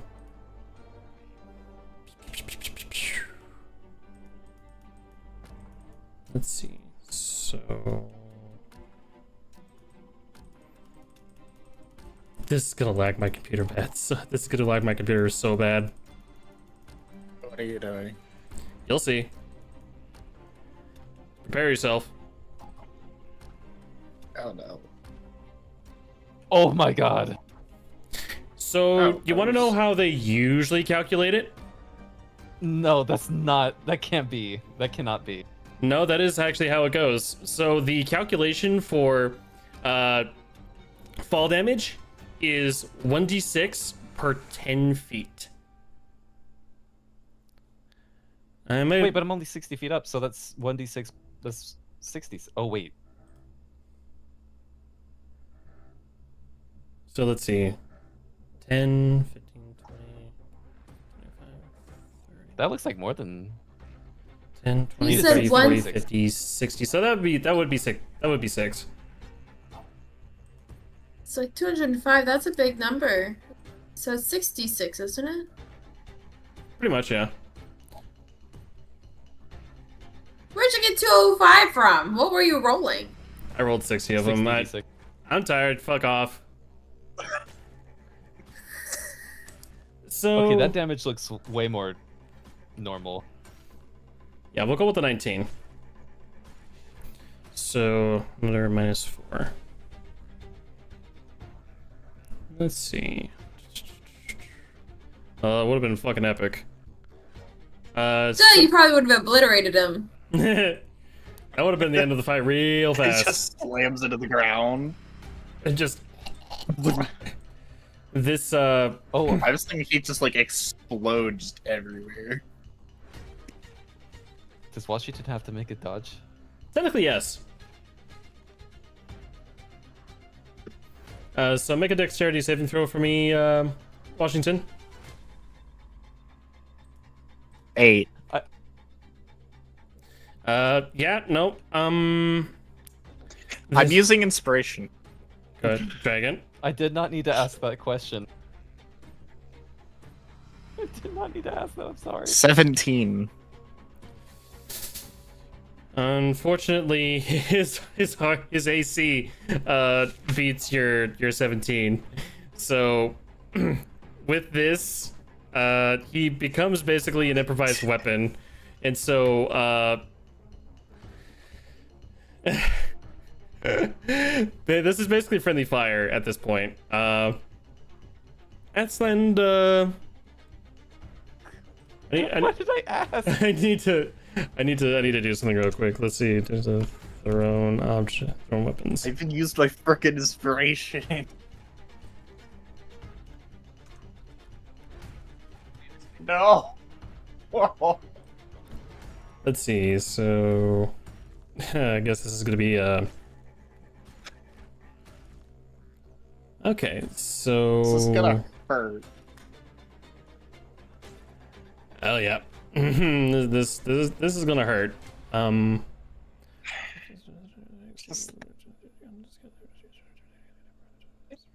Tell me how much of my health I'm losing.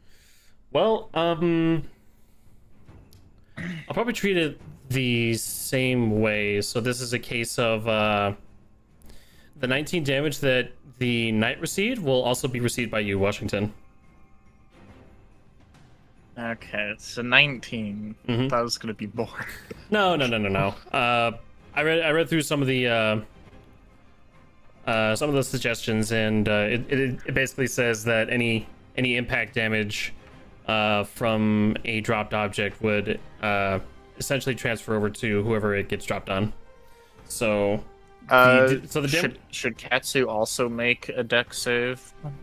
I guess she could, but it would just be to save herself. Don't ask these questions. I mean, unless you want the kitty to get squished, in which case. Well, Katsu is going to roll a 24. Sorry, the 18 plus 6 was killing my brain for a sec. So yeah, no, Katsu gets out of the way just fine. Nimbly, you might say. Cool. It is now at this time. Is your turn over, Edsland? I just want to scream at or yell at Washington. Oh, I am terribly sorry about that. It'd be sunny about that. Just Washington just like raises a thumbs up from underneath the. Oh God. We have to go with the implication that you are basically smushed under a corpse that has a bunch of wriggling hands on his torso. So I'm just he's imagining- on. He's underneath. Okay. Washington Could is, I have? Washington is Okay, underneath this. Could I have held the sword up, just like? I'm just imagining his arm if you- popping out of the zombie's butt with a thumbs up.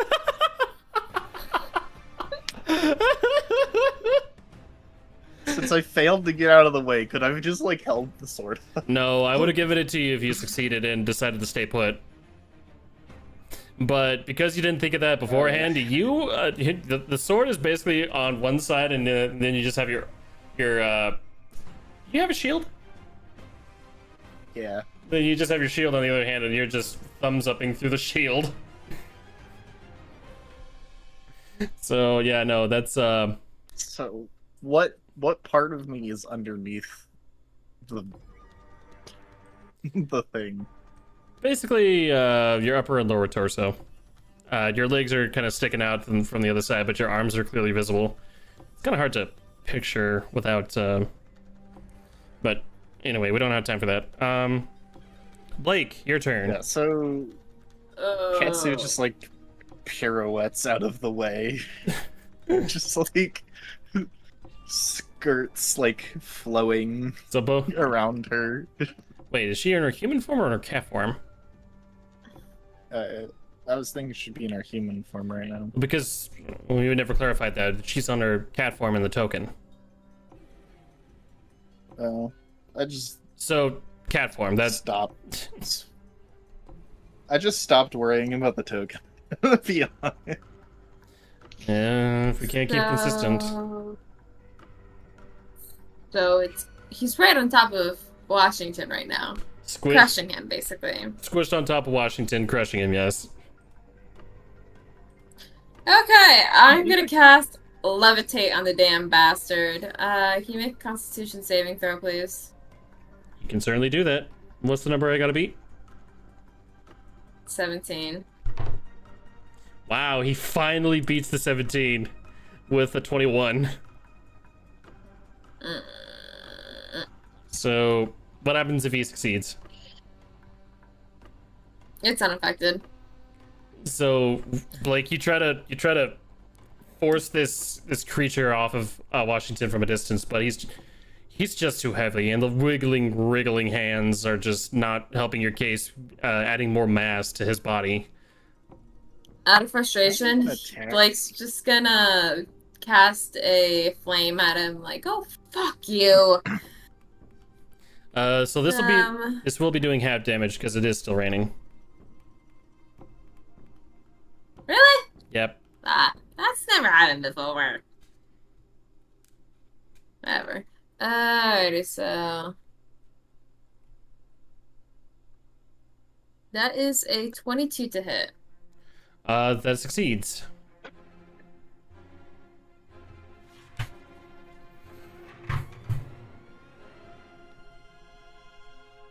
Alrighty, and then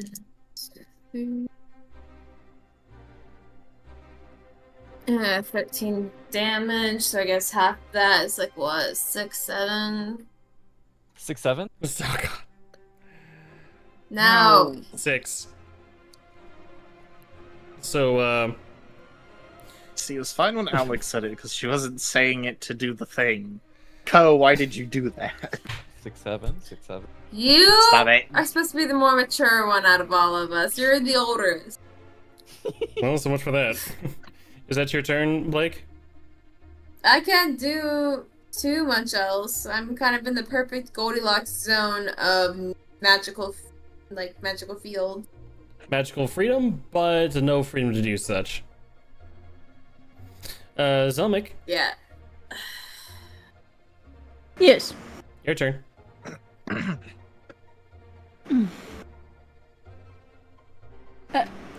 Zelmic just like looks over by the zombie like, where did Washington go?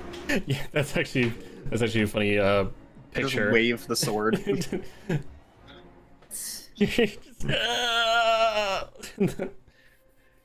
Now, let's see if the DM remembers this.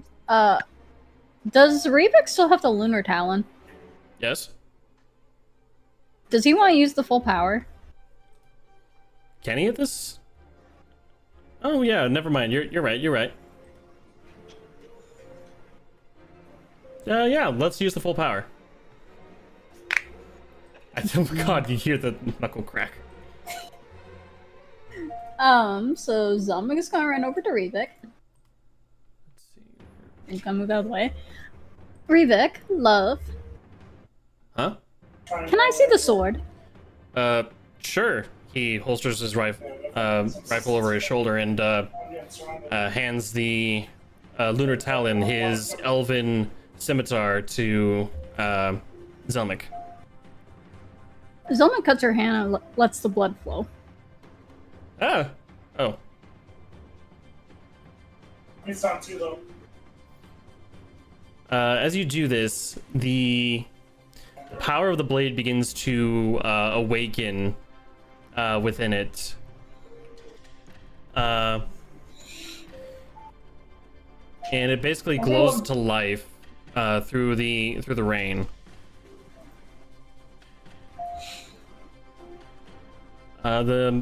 The sword is now imbued with the sage's power. Yeah? Now the thing is, can Reevik take Zelmic's turn, or does he have to wait until his turn? Huh. Okay. Is that a rule in? Well, his turn is. Well, his turn's after the death, the Death Knight. So, and the Death Knight has to use a turn in order to stand back up. Okay. Well, Zelmic is going to shoot this even further away. Okay. And are you gonna use lightning again, or are you gonna switch to thunder? Probably thunder, since it's out in the open. Okay. And she wants to try to ricochet it this way more. Okay. So with the cracking of your rifle, you send this armor piece flying right into the side of the building. It makes the same sound as when rain through the other armor plate at the other building. You hear the ring of the bells, but no longer are they affecting Washington. Ooh, that means The glow of the sword actually begins to return, Washington. You notice as the as the hands coming from the torso are just slathering all over your face and your body. I don't know. I don't remember. You're trying your best to so- keep your mouth closed. So Zelmic is going to end her turn. If we can remove this, that would be great. So I can see where this circle's at. How does one?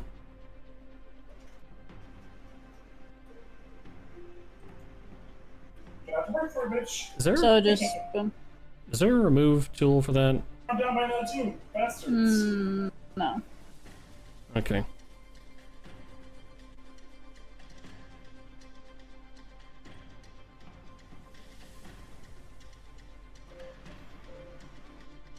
There you go.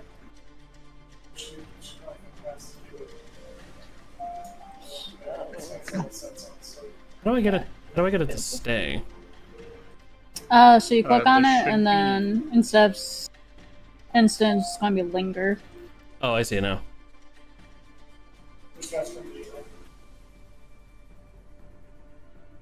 There you go. Thank you. So yeah, that's where the effect is now on the blue circle. And someone's going to end her turn. Alrighty, it is now the Death Knight's turn, and his first move is to stand back up, releasing Washington from the torso hand. Trying to think of an appropriate word for that, but basically just from the torso hands. And as he stands, he raises his axe to swing down at you, Washington. Can I do dex save? No, you can't. Ugh. So first attack is going to be a 25. Oh. Then second attack is going to miss. So for the first attack, we're looking at... Oh, wrong one. There we go. So 11 plus...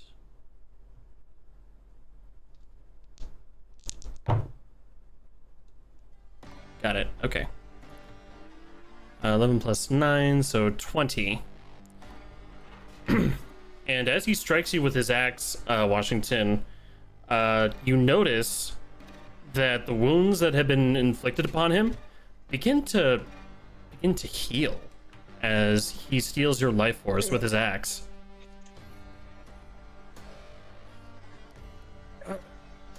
Nice. He heals from us. Your flesh is delicious, half-breed. Oh. And that'll be the end of his turn, as it is now Revik's turn. And let's see, I gotta read the rules again, but also, can Revik even... Oh yeah, no, Revik can. Okay, so 5, 10, 15, 20, 25, 30. This is as close as I need to get. And with the Lunar Talon... Okay, so first things first. I have to roll to attack him with it. Oh yeah, no, that's definitely hitting. Okay, so...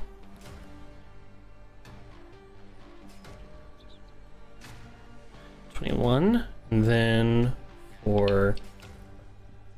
Oh boy, this is gonna be fun. Okay.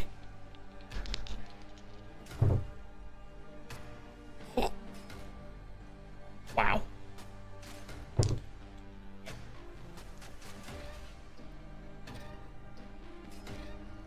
I might need to adjust this weapon, Sarah. We may have made it a little too beefy. Oh no, what did I do? So, 1 second. Because the effect with the They couldn't push her. the effect with just the blood, does that make that full power? That does make it full power. Well,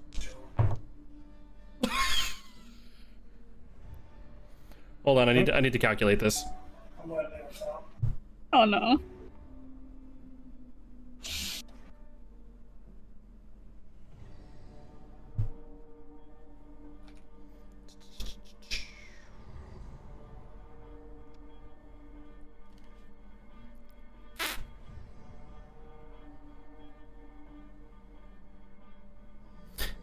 Okay.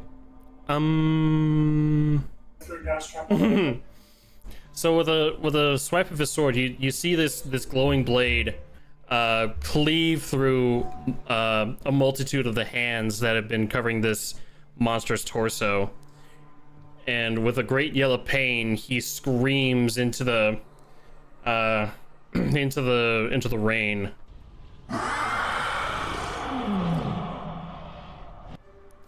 And Rivik, quite shocked himself, he looks to his sword and goes, "What? Holy shit!" And for his second strike,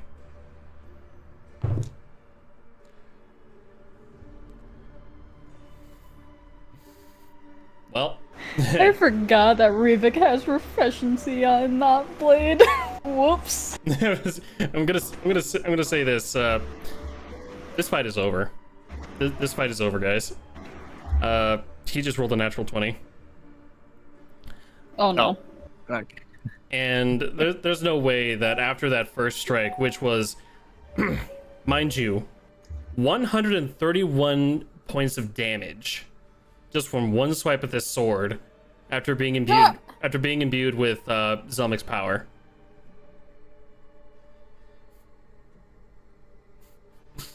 I might need to change this, Sarah. I think you made this a little too powerful.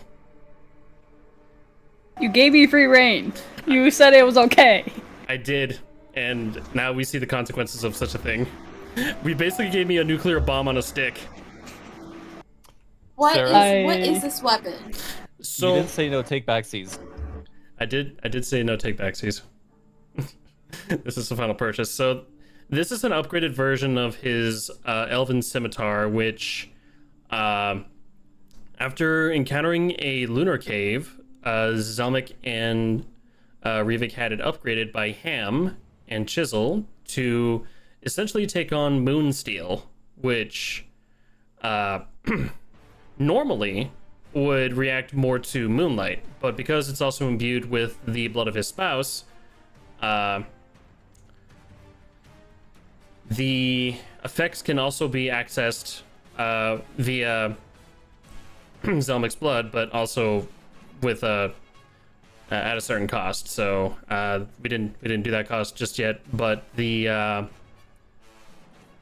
the way Sarah set it up is with a full moon, eclipse, lunar eclipse, blood moon, it is plus 3d20 damage, plus 1d100 gravity damage. And I rolled an 84. That is broken. What? Goddamn. That is quite a broken weapon. Okay, just from 3d20s, you already have a potential extra 60. 47 to start with. So, And then it's extra. so here's the thing. And, So normal damage is 2d12. 2d12 plus 3d20 plus the 1d100. And that's just I might need to we change that up a bit. we might need to bring that down for next time, because at that point it's like it's a little much. It's a little much. what did you say? much? 2d12? So Health did this guy have left? before Rivik's turn, he had regained 9 points of hit damage from Washington, so he was back at 159. And Rivik hit him with 131 with the sword. Here. This is the stats on it right now. And so yeah, I think we need to adjust this a little bit. So, the max damage you can do in one swing with this is 184. Yeah. Essentially. And yeah, we need to change that for later, because it's a little broken.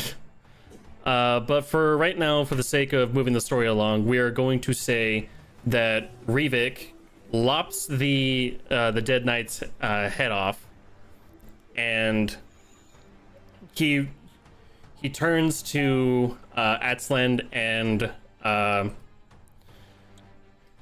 Blake, and he says, "You stop the rain. You burn this fucker."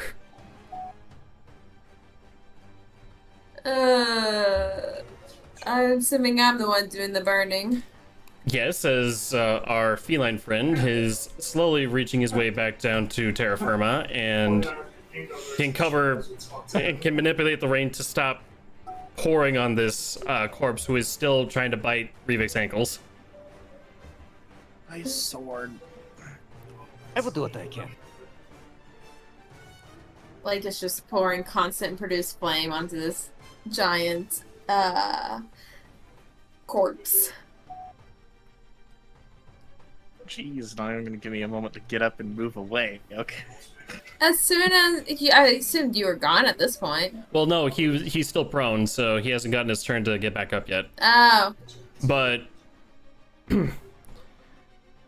I think we could safely say that with the guy lopped in twain, the next thing Rivik does after yelling at Blake and Aslan is that he turns to Washington, grabs his sword arm, and basically yanks him to his feet.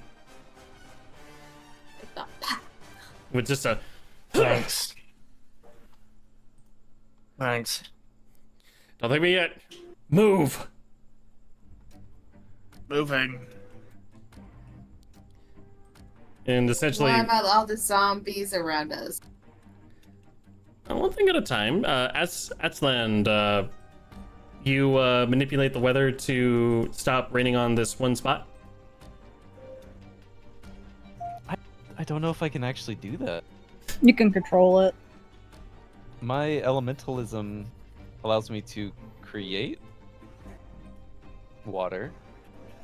Nice job, bro. That team was shit over It doesn't say anything about like controlling.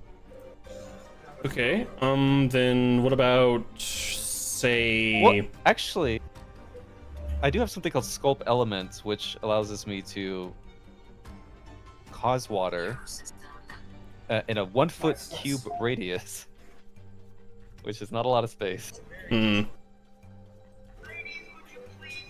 Then how's about for? Let's see. Hold on a second. What did you use? Where are those? Where are those focus points? What about them? How many focus points do you have left? Comes down, check, and come to your 9. 9. How's about in exchange for 4? We'll say that your range increases enough to cover the area. Oh, sure. Okay. I guess I'll use Sculpt Element to create a dome of water or air, basically, so that the water acts as like an umbrella. The air acts as an umbrella, and the water just sort of rolls off the side of it. Nice. Okay, and then Blake, as you see this bubble form around the Goliath zombie, he's slowly beginning to put himself back together, and as he's twisting his head back on to try to readjust himself, what do you do next? I basically go, "Oh no, you don't," and just blast fire at this sucker with reduced flame. I'm basically just 2 times over. I'm basically just seeing double palm flame, and this bubble of air just ignites into a mini fireball, and you hear the last death throes of this monster as it crackles in the flame.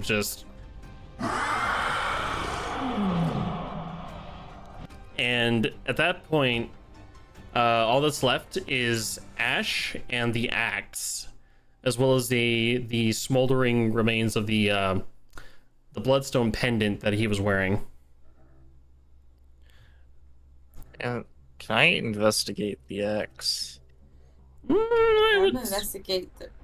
would say you guys have a little bit more of a pressing matter at the time. Oh yeah, all the zombies they around us. They seem to just be standing there. Hold on a second. Blake's gonna look at Stomach. Stomach, do you have any? Are you able to get control of these zombies?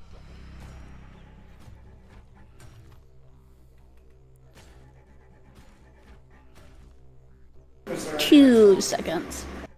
can I back?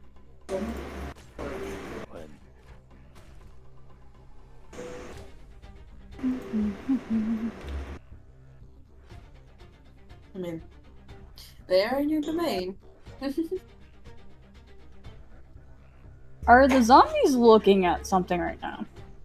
They're all their eyes are fixated on you guys. So they've just been watching the entire time. Although something odd does seem to be occurring. Everybody roll me a perception check real quick. Does Nats count or no? I mean, not Nats. What's Passives? it called? Passives. Yes, thank you. As technically combat has been resolved for the time being, you can use your passives. Yay. Wow. Wow, these roll. Oh. I would say, I'll say, these rolls are looking mighty fine. Here's the lowest. How does... No, what? No, I'm not going to ask Revik. Anyways, so as you all look around at these zombies, you notice that they're beginning to disappear one by one. Just yanked into the forest by something that you haven't seen yet. Well, that's not creepy at all. I was gonna try to do it while combat was happening, but you can see how much of a Herculean task that was going to be. No, I see that. But as it stands, the zombies have been disappearing left and right for the entire process of the combat.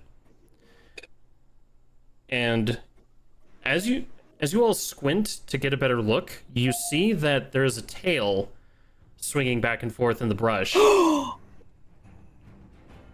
Is it my friend? Which friend? Who are you talking about? That's Is it my friend? The tail disappears into the brush, and a single head will pop up, and you see a pair of glowing eyes staring at you guys from the edge of the forest. The head of one of the zombies essentially crushed in its jaws. The shape of the head all too familiar as you see a raptor staring back at you guys. It's my friend! So, which friend? Give me my Indo. Get the Indoraptor. Oh, they're not back yet. They're not back yet. They will be back, but not yet. Sorry. But as you guys have locked onto this raptor, it tilts its head to the side before Rivik pulls out the raptor whistle that Zelmik had gifted him, and he begins. I'm gonna roll a performance check real quick. There we go. I hate it when it lands on the side like that. Let's see. That is a dirty 20 for the performance check, and he begins to mimic the sound of attack for the raptors, and essentially, let's see. How loud is the soundboard? I'm gonna just adjust the sound real quick. That sounded fun. So Rivik is mimicking this this sound as more of the raptors begin to reveal themselves, and the zombies slowly turn around to try to look at them, but it's way too late. They're getting picked off one by one, and they're just falling like flies at this point.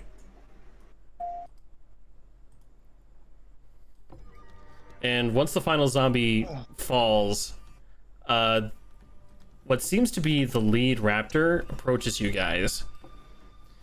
Her white and black spotted skin contrast against the green, as her yellow eyes basically look from one of you to the next. And for those who have speak with animal, you hear her kind of clicking, and you catch her saying, so these are the ones, just as before. Strange. I thought you would have been killed off by now. Just as before. We aided your samurai friend when he fought the Thunder God. Tazaki? Mm-hmm. If you guys want to roll a history check, I can tell you all about it. Yes, please.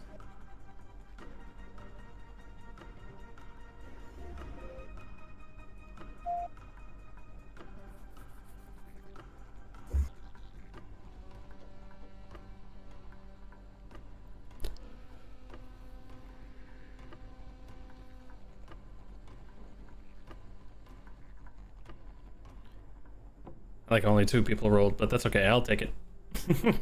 I don't think I was. I around thought for it that. was only them because only they could hear the raptor. You know, you got a point there. You got a point. True. So, Zelmic Blake, you recognize these raptors. Yes, they were there the night the Duke paid you all a visit, and the fight with Hrugma and Hazaki had occurred, where Hrugma basically dragged him outside to have a 1v1 on a frozen lake.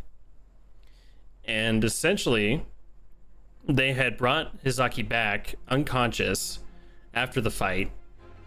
And essentially, Blake, you were able to hear the 2 individuals that brought Hazaki back to the cave basically have a little conversation with them. So they're eyeing you very closely, as if to say, yeah, we remember you. Blake, Yes. I think you remember these raptors very well, don't you?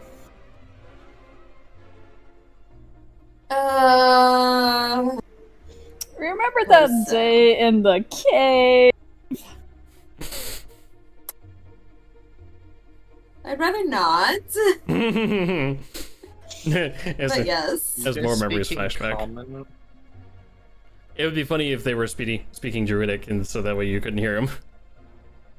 You know, just to have the fun of it, yes. Yeah. We just naturally speak Druidic whenever we're talking to animals.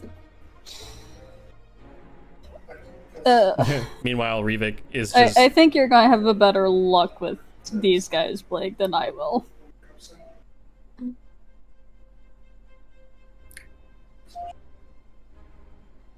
Okay. What even are we trying to figure out at the moment? Because right now they're kind of helping us by getting rid of these zombies. So a number of things you could ask. Why did you help us? Is there is this where we fight now, or is this goodbye? What's going on? You know what would be funny if I say, take us to your leader? No.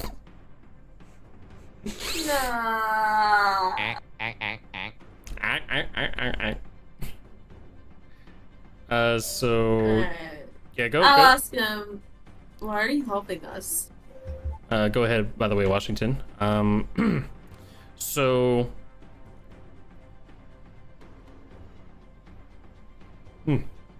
So the lead raptor approaches you and looks to the smoldering corpse of the Death Knight, and he says, "We've been hunting this one for many moons. We lost his scent when the storms came. And then, by the time we found him again, he was this abomination. He was completely different from before. The sickness had taken him."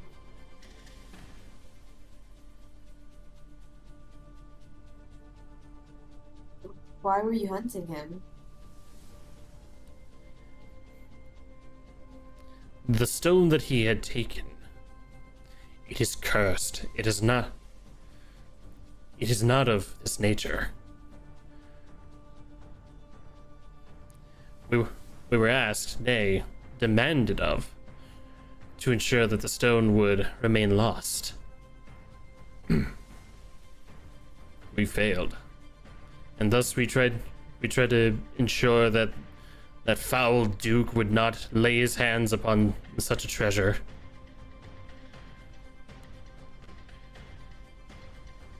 Maybe we could help with making sure this stays lost. We have access to a portal dimension that no one but Zelmic there can access. Not even under duress. That is true. You know of such magics? We thought Zelmic's like, we thought only the Black Sorceress knew. Black sorceress? The sorceress of Black Scales? Are you talking about Leola? Is that her name? We have only observed her. Ah. I mean, she's an absolute sweetheart. Just don't go on her bad side. That is true. I do not know what you mean of this bad side. What she means is, don't make her angry or upset.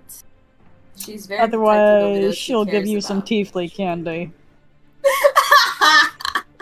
The raptor's looking at you even more confused. His head tilts to the side. Don't worry about it. She loves animals. If what you say is true, then she is going to be a valuable ally in order to...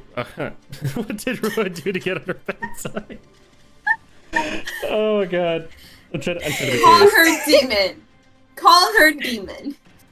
That is true. You were antagonizing her. No, Rua. Rua antagonizing Leola. Oh, that's Leola. Zelmic is gonna walk over to the corpse. I don't even know where the corpse is. It's basically where Aslan is standing right now. Alright, The ashes of excuse what's me, left Aslan. anyway. I'm just gonna take this, and she just, like, reaches for the necklace. No, wait, don't! You have mage hand. You know what? I had to levitate. I would levitate that sucker. Can I? Would it be smart to? I'm not. I didn't say I'm doing it at this exact second. Well, what I'm gonna ask is, go ahead and roll a sleight of hand when you cast levitate, Blake, so that way you take it before Zelmic does. Well, does Zelmic hear the raptors say, no, wait? Roll I got a dirty 20 anyways. Roll I a was gonna dex. say, Roll a dexterity saving throw, Zelmic. If your DC beats, what's the number that you got, Blake? Dirty 20. Got a dirty 20? Okay, Yeah. if it beats the dirty 20, then yeah. well, if it ties. Did Oh. you tie it? Mm-hmm. Oh fuck! It's the night of the ties. It's the night of the ties. All right, D20 battle. This will determine what happens next. 18. Not even worth mentioning at that point then. Oh no. I got like a 14, so it's not worth mentioning. So before you're able to cast Levitate on the stone, Blake, Zelmic's hand reaches down and touches the bloodstone, and you just see this this wave of red lightning travel up her arm and essentially zap her right in the face, sending her flying back. Where do I get sent flying to? Straight into Washington.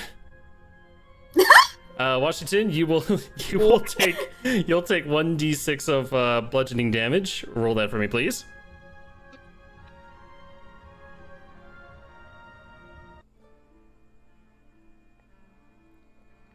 And That's 5. and Zelmic, you'll be taking 1d8 of lightning damage. And you'll notice that your hand is bleeding from where you tried to grab the stone. Ow.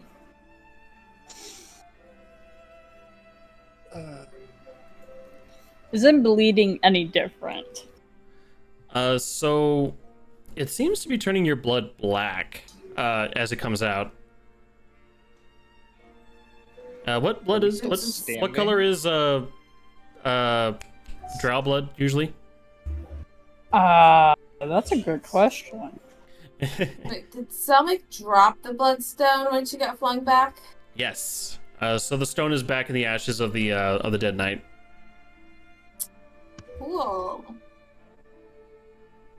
Are we still standing, or did both of us get knocked over? You guys are both knocked over. The impact basically sent you flying on your ass.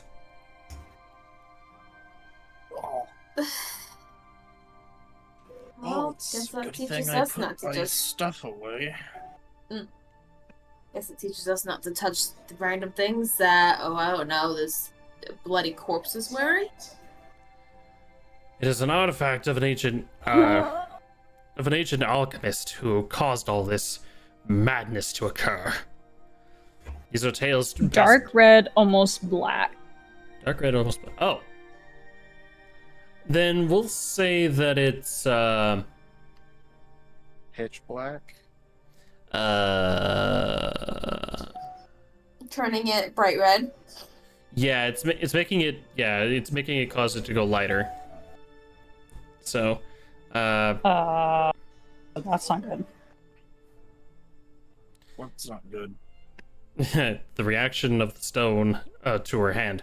You must stop the bleeding immediately. Would cure wounds work on this? Does cure wounds deal with lacerations like that? Pretty sure. I mean, it's a healing spell. I don't see why not. Go ahead and cast it. I Wait, go up to Zelma and cast cure wounds. Xander, did my stitches hold when I got knocked over? You made a good medicine check, so yes. Okay. And as for your investigation of the axe, it is definitely of a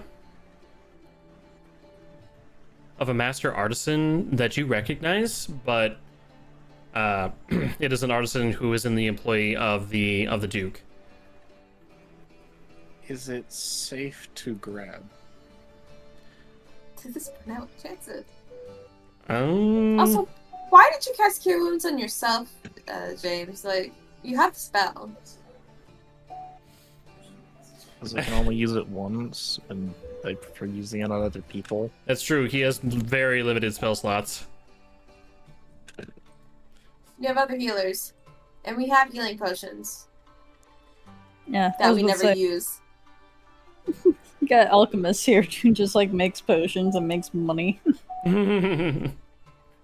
I have a potion of, like, greater healing, too. That's funny. I have, like, 4 potions of healing. I mean, I have to throw something really diabolical at you guys, and at this point, I feel like the person who threw the most diabolical thing was Sarah. What does she not? What do you mean? I didn't do anything. You gave me, you gave me a nuclear weapon on a stick. You approved of the stats before it even got tested. But what I wasn't ready for was the unlocking with the blood thing. I thought it was just going to be the moons, which... Oh no, the blood does it, but you take damage for it. Fair. We would just need to adjust those numbers at some point, but we'll worry about that later. In the meantime... Okay, but is Zelma healed? Okay, Is she good? Zelmic is healed. Her bleeding has stopped thanks to you, Blake. And at this time, the raptors have effectively just kind of surrounded the stone, expecting like a relapse from the smoldering pile of ash. Zelmic, open up your portal. I'm gonna levitate the stone in there. Zelma just like opens up the portal for them.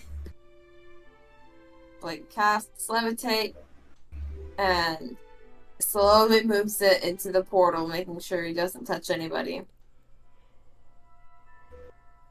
Oh, First, I'm kind of glad he's gonna actually Cinnamon grab a isn't pouch. here. I had the He's same actually thought. gonna grab a pouch, put it in there, and then levitate in there. Portal. So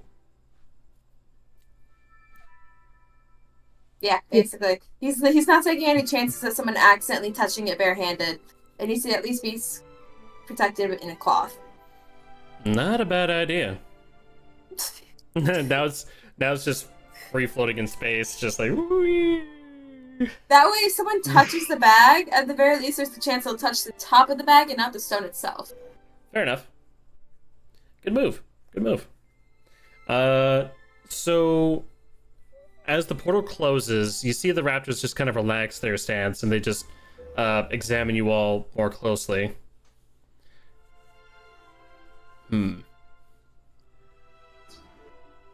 good people. The last group that we encountered, they ended up getting themselves killed. Last group. There are many more adventurers like you wandering the lands. Have you not encountered them? Not a lot, particularly. Well, there's a reason for that. Either they seek to align themselves with the wrong people, or, well, you see what the agents of the Duke are to the sickness. So they're stupid or they're just plain stupid? Got it. Greed clouds the eyes.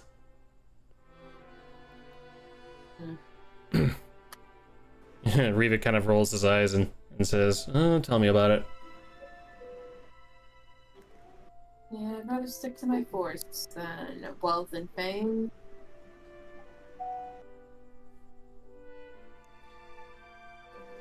Yet you seem to be less at home.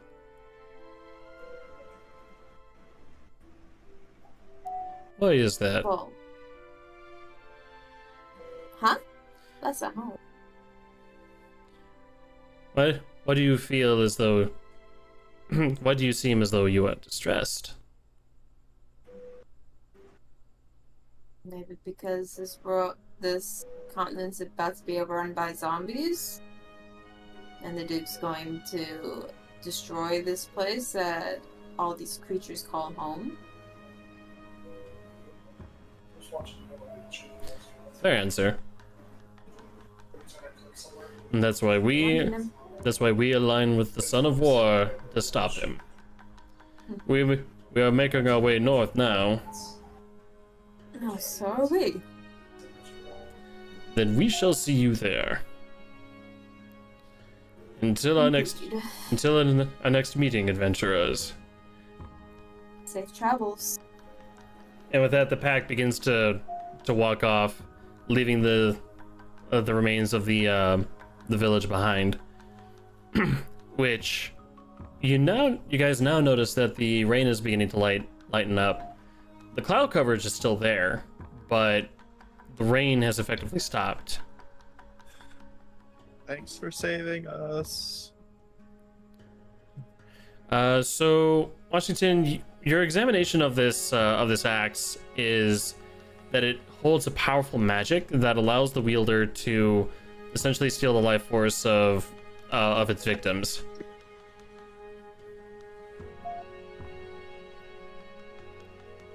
Looking at the handle, it seems that it was covered in a lot of blood. Whether it was from his hand or from other people's hands that may have tried to grab it before, you have no idea. Will you disinfect thing before we touch it? That's why I'm doing all these checks. I'm just trying to find out if it's safe to grab. Like, just sees the blood and she's like, we're disinfecting this.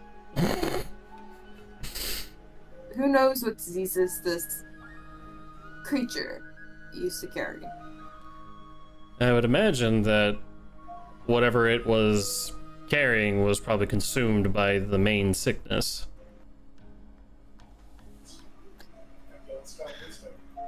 So, Also, I'd be I'll safely leave. sorry. No, I agree. I agree. I also don't want to leave a powerful magic axe out in the middle of nowhere. Who knows may find it. Oh, for Pete's sakes. Just put it in the Say, portal. Leave it. So disinfect it. I feel like there's a lot of good communication going on here. I didn't say disinfect it. I didn't agree. say leave it. Blake. He's gonna cast levitate again and mosey it on into the portal. Thank you.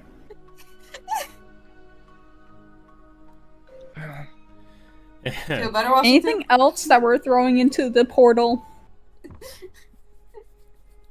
My will to live. Will to live. I don't think you don't want to be in there. You just yeet. Let's. You're right. I want to go to the hot springs. I can eat my will to live in there. I think. Unfortunately, we might as well incinerate the area. I mean, I kind of accidentally already done that. You The say is whole the village. What about those bells? Do you think they could come in handy for anything? Why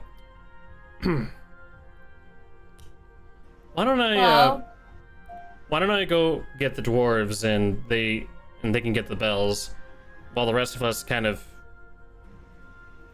clean up the rest. Clean up how? Only way that I know how. Just as Washington says, we gotta burn it all to the ground. Easy enough to do. What do we do about the well, though? Blockade it.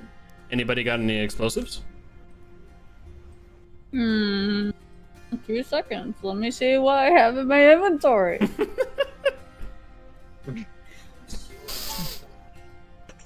So while that's all happening, Ravik and Garnet are going to go and grab the dwarves, who appear and begin to gather the pieces of the armor. Chisel, of which looks at looks at one of them jutting out of the wall of one of the buildings, and he sees like the flesh from inside trying to wrap around the plate, and he goes, oh god, this so bad. Oh god, oh. Quit your blubbering. Man up, Chisel. Fuck. Thank you. You see, even the twig is telling you to man up. Come on, grow a pair. I'm anything but a twig, thank you very much. I can make a bomb. Oh. You could make a bomb? How so? You gave me the nitro berries or nitro mushrooms. I'm pretty sure those are explosive, if I'm remembering that correctly. Nitro. Ho, ho, ho, ho, ho, ho. Yep. Well, I can just call it again, just go. Oh boy. So, roll an intelligence check for me, real quick, Zelmic. Oh gosh. Yeah, but, What do you want me to And roll not to medicine start? check?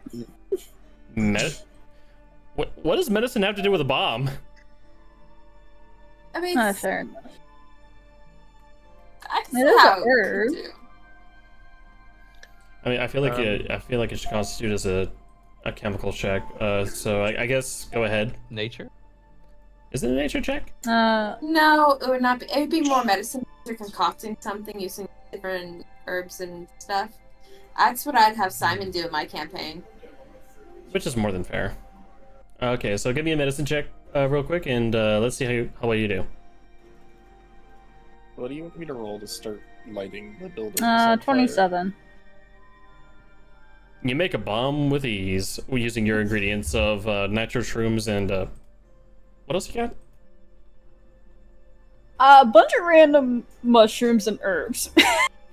So basically, you have blaze ferns and nitro shrooms. Yeah, I And- have 5 herbs, 5 paralyzed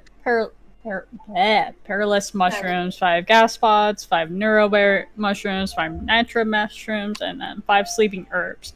I don't know what else is in the herbs list. Just you use the fire, you use the ferns and the nitro shrooms to effectively make a bomb. And what's your plan to do with this bomb? Can I go down the well? I think you'll need a new rope. Yeah, we cut the rope. Which reminds me, I don't know if I removed the rope from my inventory. Nope, I did. Okay. Okay, and then You anyways, could always use levitate again, or maybe I could carry you down. He's not wrong. he is telling the truth. Meanwhile, Blake in the corner towards Ham, like, I am not a twig. Yeah. Zelmic is going to use levitate. Tell me that when you got meat on your bones. I do have meat on my bones. In fact, I once beat Rue at an arm wrestling match. Really? You beat the big beefcake? I'm not gonna. That's Hell highly yeah. doubtful. Zelmic just like Do you want me to jumps roll down the well. anything To... Nope. Oh well. That happened. So Zelmic jumps down the well with her bomb in hand. Why would you do that?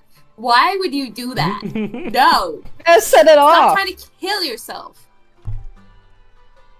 I gotta set it off. It's not like one night where I can throw it. Because you're down the well, I gotta change the music again. Actually, you know what? I'm not gonna bother. I'm not gonna bother. No, just leave. Just leave the music. It's calming. You have a great What's about to opportunity happen? to prank her right now. I mean, okay, so Not in this instance when there's grime on the walls. not only grime. Hands, body parts. It just Don't leave her down there. Zelmic, as you jump into the hole, you whoosh past everything that Asland and Washington had fought their way through before. There is still a conglomerate of all these limbs just crawling around as if they're like little rats or spiders or even scorpions, just mingling about. And as soon as your feet hit the ground, they all stop. And they just slowly orientate themselves to face you. Oh, so you do listen.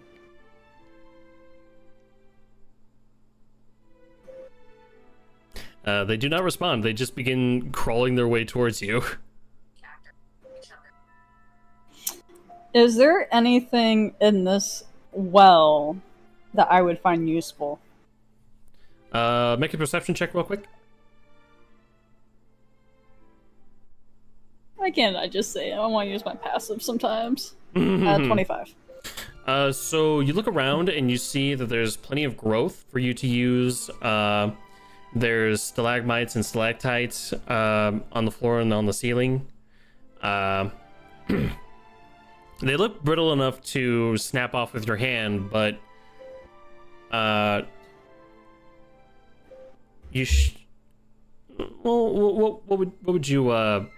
would you do with that? I more want to know, is there something that caused the zombies to stay in this area?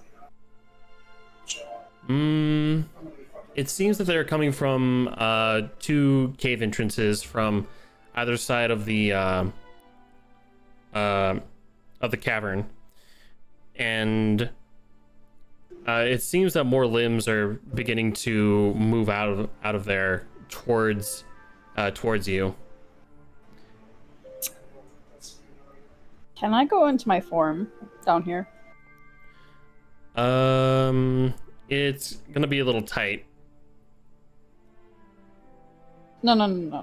Not that form. The ghost form. You want to try going into your ghost form? Well, now that you say you like that one. It's like, you want to try to force this? I don't know if that's a good idea. Zelmig is gonna look at the hands and just say stop. Make a persuasion check.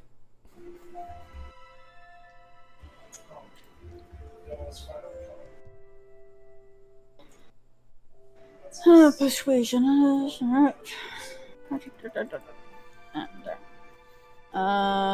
19. The limbs seem to immediately halt at your command. Which way did you come from? You see one hand just point back towards the cave entrance.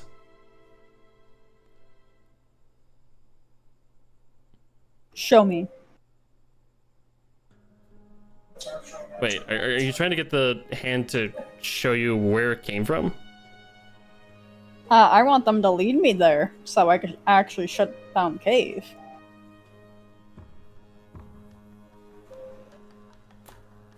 Okay. So the hand begins to crawl its way back into the cave, with you in tow, the other limbs just kind of parting around you. Has anyone realized that I'm gone? Rivik has been staring down the well the entire time. Pretty sure we all, well, not all of us. Zelmic! Do you? Zelmic, damn it!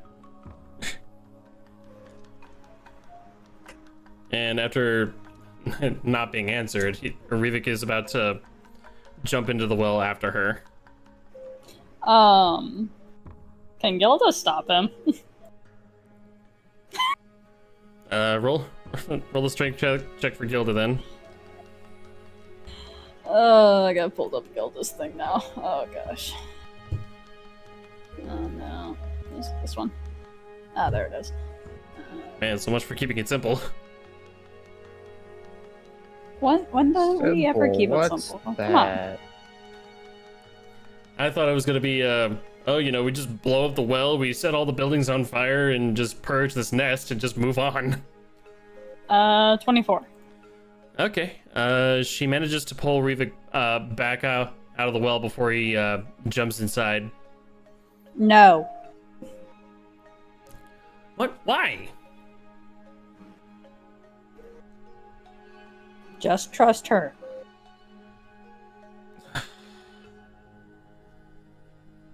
Fine.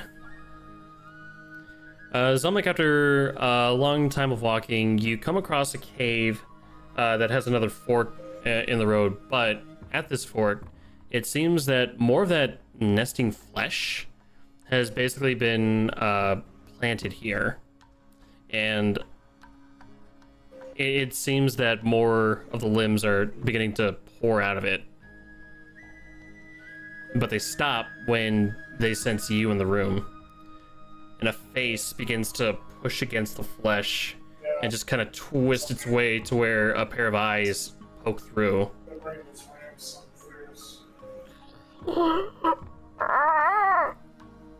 What brings you here? Where did you originate from? We are from everywhere. We are the flesh. We are the fuel. We feed the entity. Who is your entity?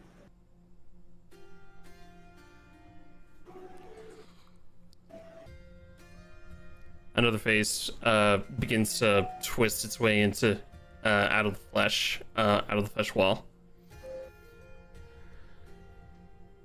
It has no name. It has but one purpose. It feeds. It hungers. Books are fuel. The flesh is fuel. Meat for the beast. Zelmek looks down at the one hand that led her there. Do you want to come with? Eh? You're asking the hand if it wants to tag along on the adventure? Yes. It rolls over and gives you a thumbs up. Okay, hop on. Zelmek's just going to place the bomb at the fork. Oh my god. Okay. You run your way back to the well. How are we getting her out, guys? I'm levitating. Okay. You levitate out of the well I'm waiting. as a massive explosion happens behind you, causing the cavern all around to collapse. The well is now sealed, and the flesh that was inside is it screams in pain, but ultimately is muffled by fire and earth collapsing all around it. Everyone else just feels kind of an unearthly shake as the ground begins to settle once more.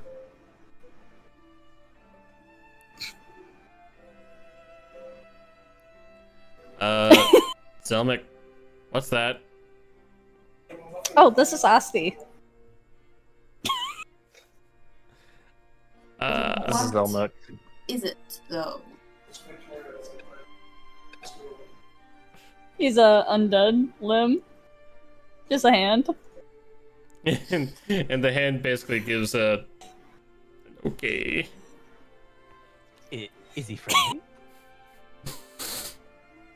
Okay, It's, yeah, I'm just Really? lighting You buildings pulled an on Addams fire family? with a torch. yes, she literally just pulled an Addams family. It's fucking. I had to. It's fucking thing. It's thing. I'm just lighting houses on fire with a torch. I don't know if you want me to roll anything. I've tried asking. No, the buildings are on fire. You and Blake succeed in lighting the whole village up, or what's left of the village. Cool. Zelma, let's go is there before the any smoke like kills us. remnants of the moss down there that came up? I'm sorry, what? The remnants of the moss that was down there, did anything come up from that? No, just you. Okay. And Rivik is just gonna look around and say, well, I think our work here is more than done. Let's go before the smoke kills us, please. Agreed. I think I've had enough burning flesh for one day. Oh, and the smoke's Imagine horrid. the hand being able to help Ham with something. Oh god, that's gonna be... Okay, Let's go. that's the last of the buildings. What is that? This is Asti. A hand. We Hey, have Ham. a hand as a companion. What universe am I living in? Welcome to the one where we essentially befriend anything and everything and anything. Are we sure? Can I ask Ham if he needs a buddy to help him out? Hey, Ham, do you need a hand? Well, of course I could use a sure hand. this What is the safe? fuck? Is this safe? Okay, look, if he's fine doing what I tell him to do, I don't really give a damn. Alright, Asti, you're with him. Oh, well, this wouldn't be the first time I worked with with something severed. Although I'm glad you can't talk. I don't even want to know. What does the hand do in response?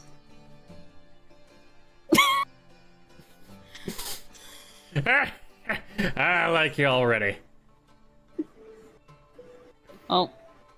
Well, I can imagine Chisel might be getting tormented by that hand from Ham. Don't remind me.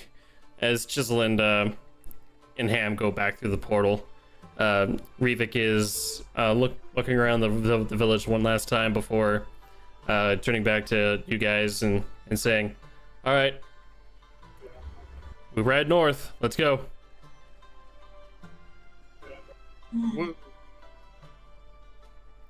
Let's go. And after Zelmic is going to put Rain and Gilda away. got it. So Ugh. so with that, we're gonna say that a half day's travel brings us to the evening, and you guys decide to set up camp quite a ways away from this from the remnants of this ghost village that now no longer exists. Finally, sleep. You all make your tents as you all gather around the fire for the evening's meal. Rivik is leaning up against a tree, just kind of checking his weapons, but then looks to everyone and goes, "Everybody okay? And no other injuries to speak of?" Just tired. Used a lot Zelmic of just like spells passes today. out next to Rivik. Let me check my stitches. Dude, just come here. And Blake just cast Cure Wounds on him in Washington. I'm gonna say that Washington just slaps Washington's wound as he cures it. Just like, shut up. What, huh? Like when you cast cure wounds on Washington against his, Oh. you just smack his stitches and just heal the wound, just to say Shut up. I was responding to what Revik said. Washington wasn't gonna say anything until he said that. Meanwhile, Atsland just grooming himself. But also, it was just like, check the stitches. That's it. Just make sure everything's holding. Yeah, Blake goes to see that. Sees that. And it's just like, dude, just stop it. Just Your cause. stop We that. can heal you. We're about to get a full night's sleep, anyways. Yeah, Zelmig's already passed out. Are we getting a long rest, or is it a short rest? We will be getting a long rest for this one because a short rest would basically imply that you're taking a break. That's it. Although you guys could take a short rest if you want to keep traveling. Your characters could keep traveling and say make it further into the journey. That's up to you guys. What do you want to do? Long rest. I used a lot of spell slots. Sleep. Agreed. Then long rest it is. You make camp for the night while Revik is stirring them brains.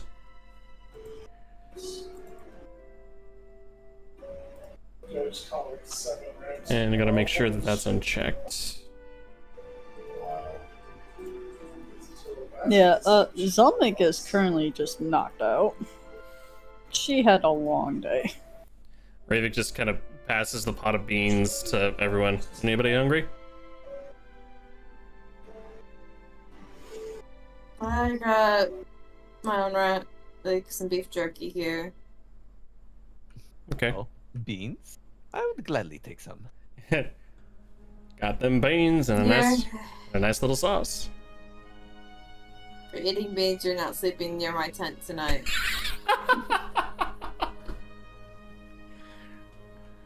I don't think I have that problem. Okay. Blake was just saying this in general. Like, if you're eating beans, do not sleep near my tent. Oh my lordy Lou. What about you, Washington? You want some beans? Revik holds out the pot to you. I hear there was jerky. Apparently Blake had some, but I don't know if he's keen to share. Brought enough for my own. Don't you have your own rations? Yeah, they're just field rations. They're not greatest. Huh? Well, my bean. I'll have a bit of beans. Alrighty. Sterling beans! Alright, you're going to sleep? Yep, we're going to sleep, and that's where we will end it for the night. Good job, guys! Nice battle. So tired.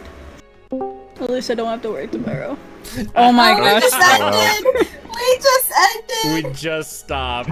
I literally was gonna hop in and see if you guys are needing any help or anything like that, but no, never mind. Nah, You missed it. No. just ended the session. You missed it. Yeah.